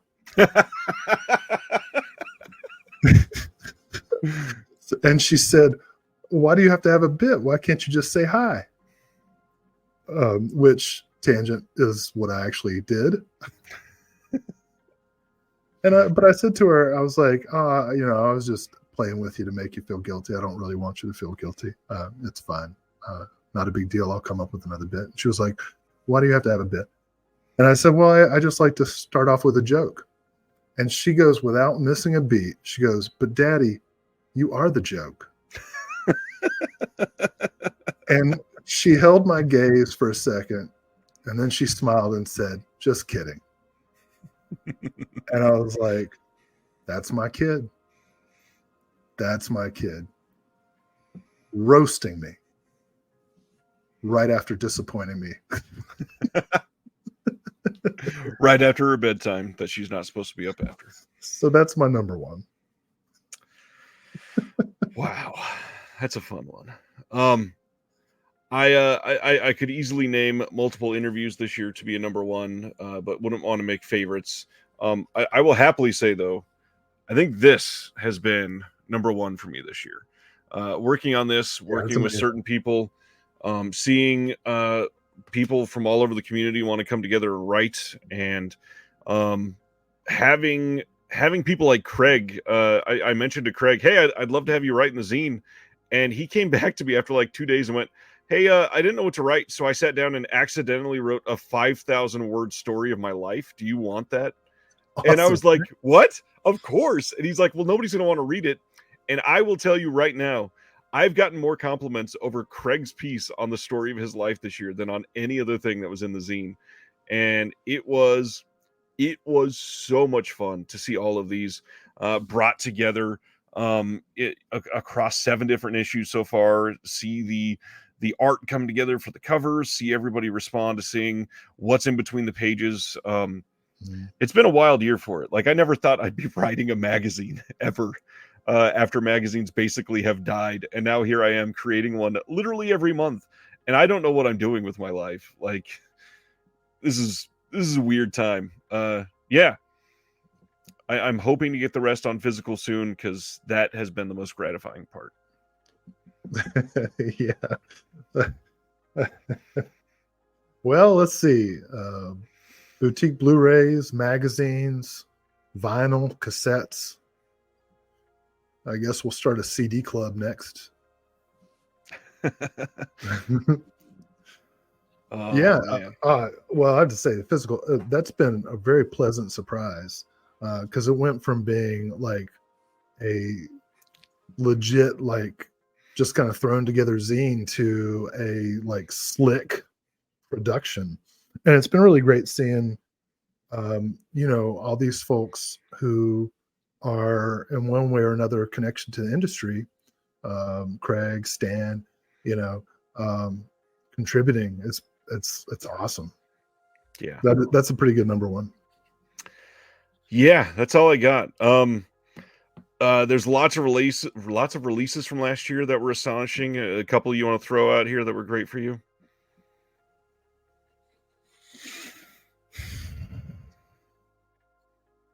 Every year I used to do this with on Christian's hobby blog. I would always do like 20 movies that I want to see get HD releases. Yep. And a lot of the ones off of my 2022 list came out. Killer Condom, Mother's Day. We got announcements for Chaser. Word is Mute Witness is happening at some point.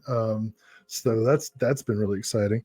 I have more to mention, but I'm just going to say one movie that I really hope gets, and this has to be a 4K, honestly, and that's Norifumi Suzuki's Sex and Fury with the great Riko Ike. The ultimate pinky violence movie. We saw Zero Woman Red Handcuffs come out on Neon Eagle. Great release, by the way. Sex and Fury is the only pinky violence movie I would rank above Zero Woman Red Handcuffs. Although there are a lot of great pinky violence movies. A lot of great pinky violence movies starring Riko Ike. But this is the best one. Someone give us Sex and Fury. This movie is so good that when the DVD went out of print, I bought a second DVD, not to sell, but just in case this one broke. It's the only thing I have in my safe. If thieves were to break into this rental house and open my safe, they would find a factory sealed. They would be so confused. Of Sex and Fury, Norifumi Suzuki's masterpiece. Oh man, that's great. That's amazing. I got a weird question to put you on the spot, and I think it'll be fun to screw with people. What about you name 3 labels that you would love for someone's favorite to do something for this year? Oh. Hold on. That we haven't done something for yet, which means No. We can't do that. Yes, we can, because if we don't name them, we might have already done something for them. Right. I don't think we can do that. I think you can.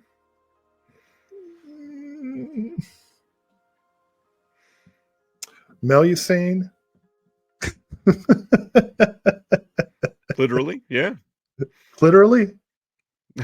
What'd you Yes. say? It's like, hey, Mom, top of the world.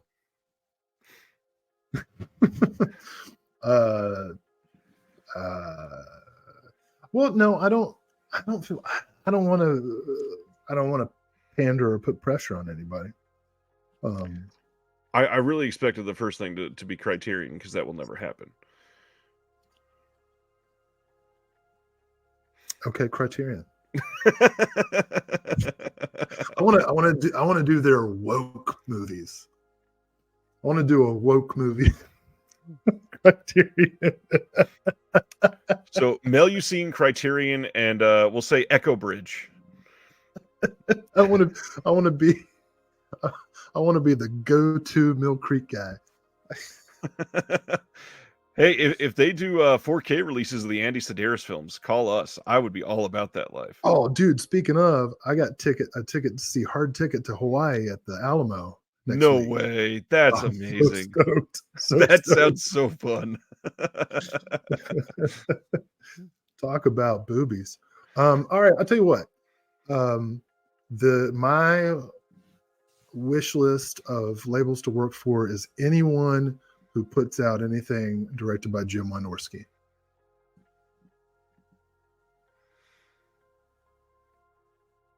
Who is that nowadays? That's nobody. Almost all his stuff is still on DVD, and most of the DVDs are out of print. So the Hills Have Thighs just came out recently on Blue, but it was an upscale or something, right? Makeflix did that, I think. Right? Retro Media stuff. Yeah, but from what I hear, it was just a DVD upscale to Blue. It wasn't even a proper HD transfer. Well, I mean, Oh, you know what I would really like to do? Fred Olin Ray's Hallmark Channel Christmas movies. That would be a lot of fun. There's like 15 of them. Yeah. Doesn't he get a bunch of old cult actresses in those still? Yes, That's awesome. always, and I think that's great. Um, people are talented regardless of their age. You know, and so I know that I'm totally dodging your question, but I honestly, I would like to do something for pretty much every label, Same, same. and we have not done stuff for every label. Good answer. Why don't you say? You say. I don't. You say first. Make it okay. Um, for a lot of people I've talked with, I would love to do something for Canadian International Pictures. I would love to do something for Wicked Vision, our friends in Germany. That would be freaking rad to have a international release. An Imprint. That's somebody that I've had a lot of respect for a long time. I'd love to work with Imprint. You know what I'd like to do? Unearthed. Yeah, I tried that this year. That got a little weird. I don't know what they put out. We talked well, about this earlier. they're putting out the 4K of the Guyver. No shit. What about Guyver 2? At the moment, no. Well, fuck it then. I don't care. If you don't have Guyver 2, get out.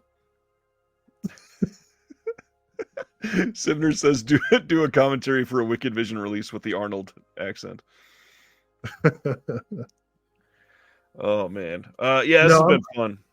I'm sorry I ducked the question. I think it was a legit question, but like honestly, I'm not a superstitious person because I don't believe in magic or an afterlife, which is sad because I wish there was one. Don't we all? Like I kind of hope I'm wrong. But I don't want to jinx it. That's what I'm getting to. I get it. I just wanted to screw with people because if we leave somebody off the list, it's like, well, did they already do something, or do they not want to do something? Yeah. I mean, not everything's been like accepted. Yeah, I'm not trying to. I'm hoping that the work is good enough. You know what the funny thing is we both have so little of an ego that there's a bunch of stuff that's been turned in that we're like, it's never been announced, so maybe they're just not putting it out, and the work we did will just not exist. Yeah. I don't know. I guess there's some like ego, like in the sense of wanting everything to be as good as it can be. Yeah. And that's the thing is, trying to do new things with a lot of this is difficult. I mean, a lot of these have an expressed pattern of releases which make people expect certain things out of them, which can turn some labels away from doing something new or innovative, but also the consumers that are getting these discs, maybe they just won't care about something, and that's genuinely taking a risk, and this stuff is expensive to make for these labels. Yeah.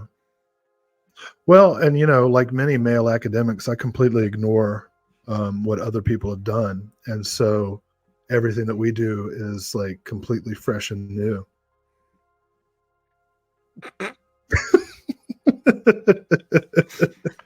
Wow. It's been a fun year.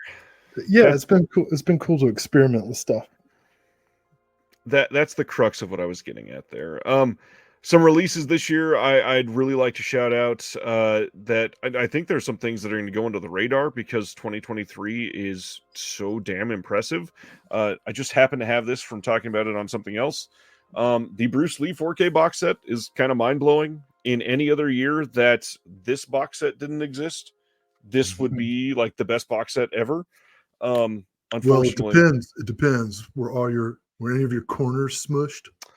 No, because I ordered from Orbit, so that wouldn't happen. Okay. I still really want everybody to understand how much of like a miracle this thing is, that this is out there. And the fact that it's only $80 for everybody, not even like for subscribers, for everybody. $80 for 10 movies plus a documentary is incredible. The Shaw Brothers releases this year are stupid good.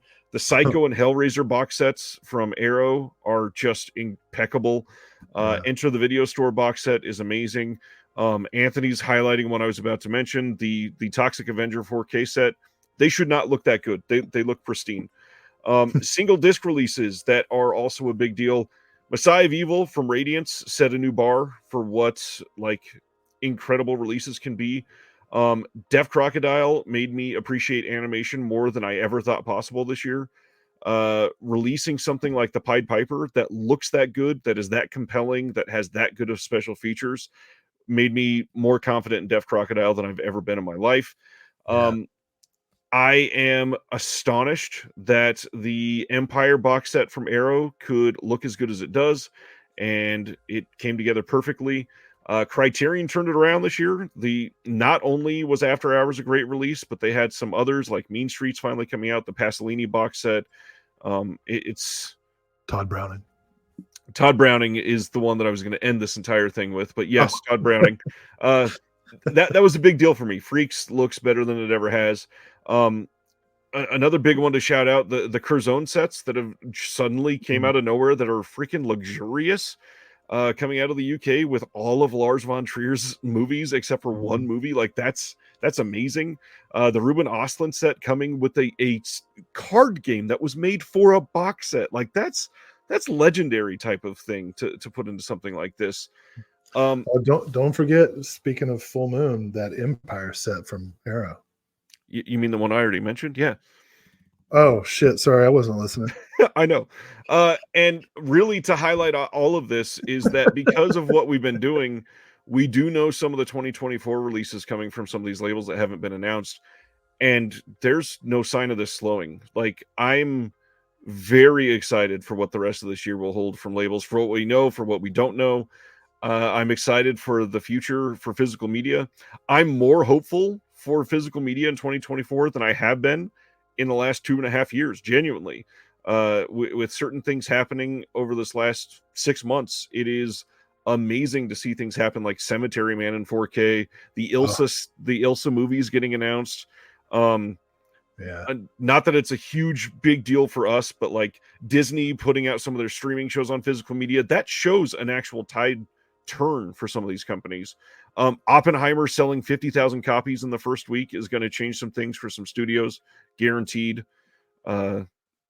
These are just really positive things for the future. Yeah, I will give people one teaser. Wait till you hear the commentary track we recorded for the new 4K upgrade UHD release of Gidget. I thought you were actually going to tease something. It includes all the extras from the Twilight Time edition, plus our new commentary. I won't say the label, but Gidget 2024. No, actually, you know, if somebody is putting out Gidget, I will give you the greatest commentary you ever had. I love Gidget. The first the Warriors 4K from Arrow. I've not been able to put that disc in yet. And I still don't have the Last Picture Show set. This one's difficult because I've got the Sony Columbia Classics box set that has the Last Picture Show. So like it doesn't have Texasville. So I understand there's a reason, but it's tough. Texasville is not Bogdanovich's best movie, but you kind of got to do it. I'm pretty excited about Daisy Miller coming out, the Bogdanovich film. Also not regarded as one of his best movies, but I'm very interested in seeing it. Sibner says, Will, you should do cameos, but instead of cameos, it's straight to the camera commentaries. I don't think anybody would pay money for me to talk to him. Otherwise, my OnlyFans would have taken off.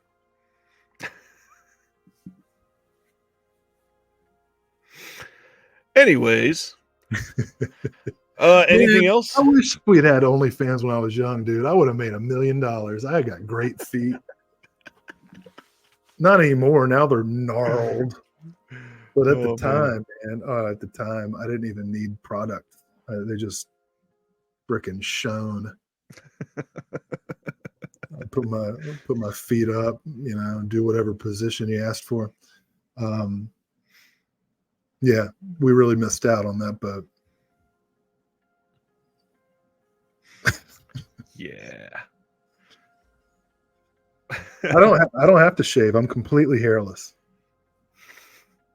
Seriously. Like, you want me to take it off? I really don't. Yeah, nothing.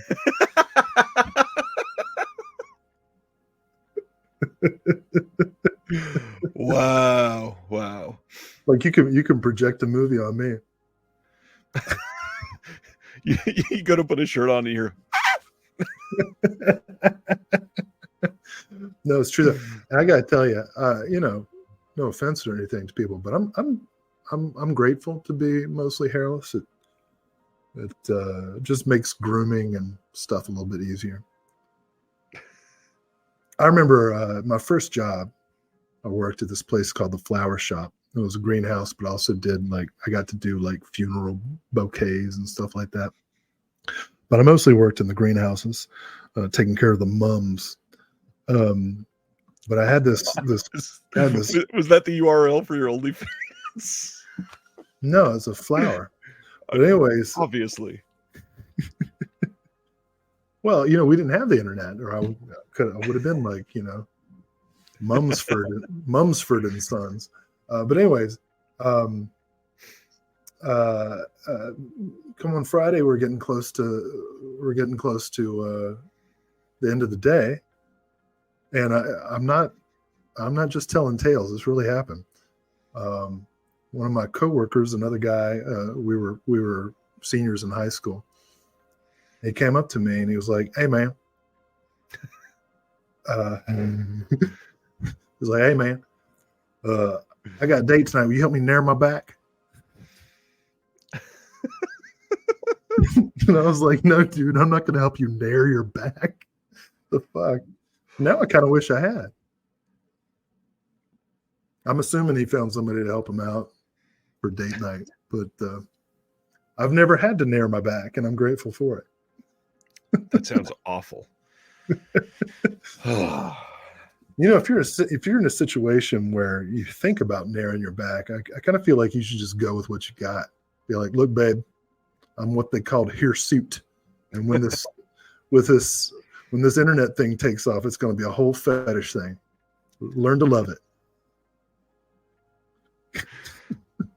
Oh man, that's brings us back around to the label I most want to work for, Melusine.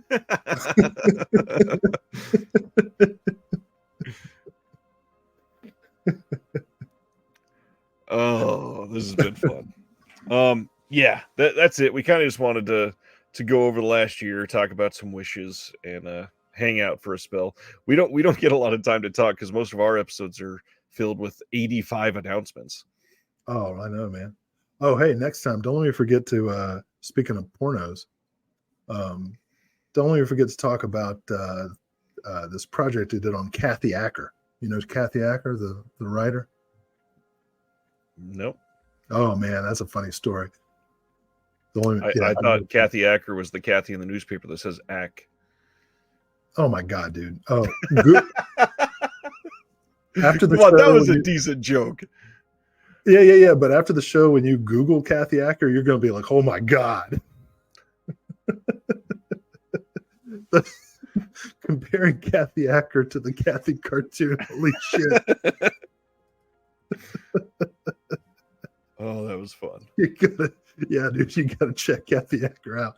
Well, anyway, next time. Oh, just in time for Valentine's Day. Let me tell you a story about this project I did on Kathy Acker. In my youth, my rebellious, obnoxious youth, as opposed to my defeated, obnoxious middle age.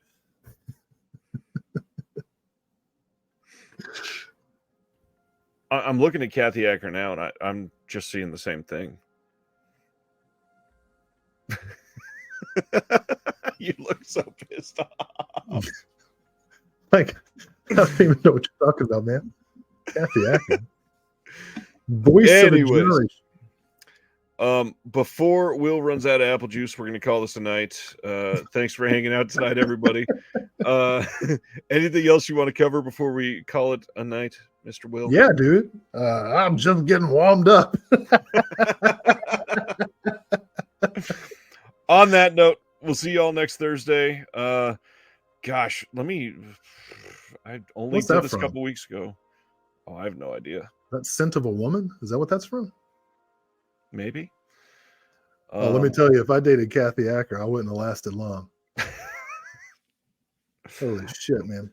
She's a force of nature. Next Thursday, I've got Chris Stashew from the Culture Cast on the show. It's the first time he's been on live. He was the one I did a video with a couple weeks ago. Well, now it's probably been 4 or 5 weeks, where we talked about found footage films.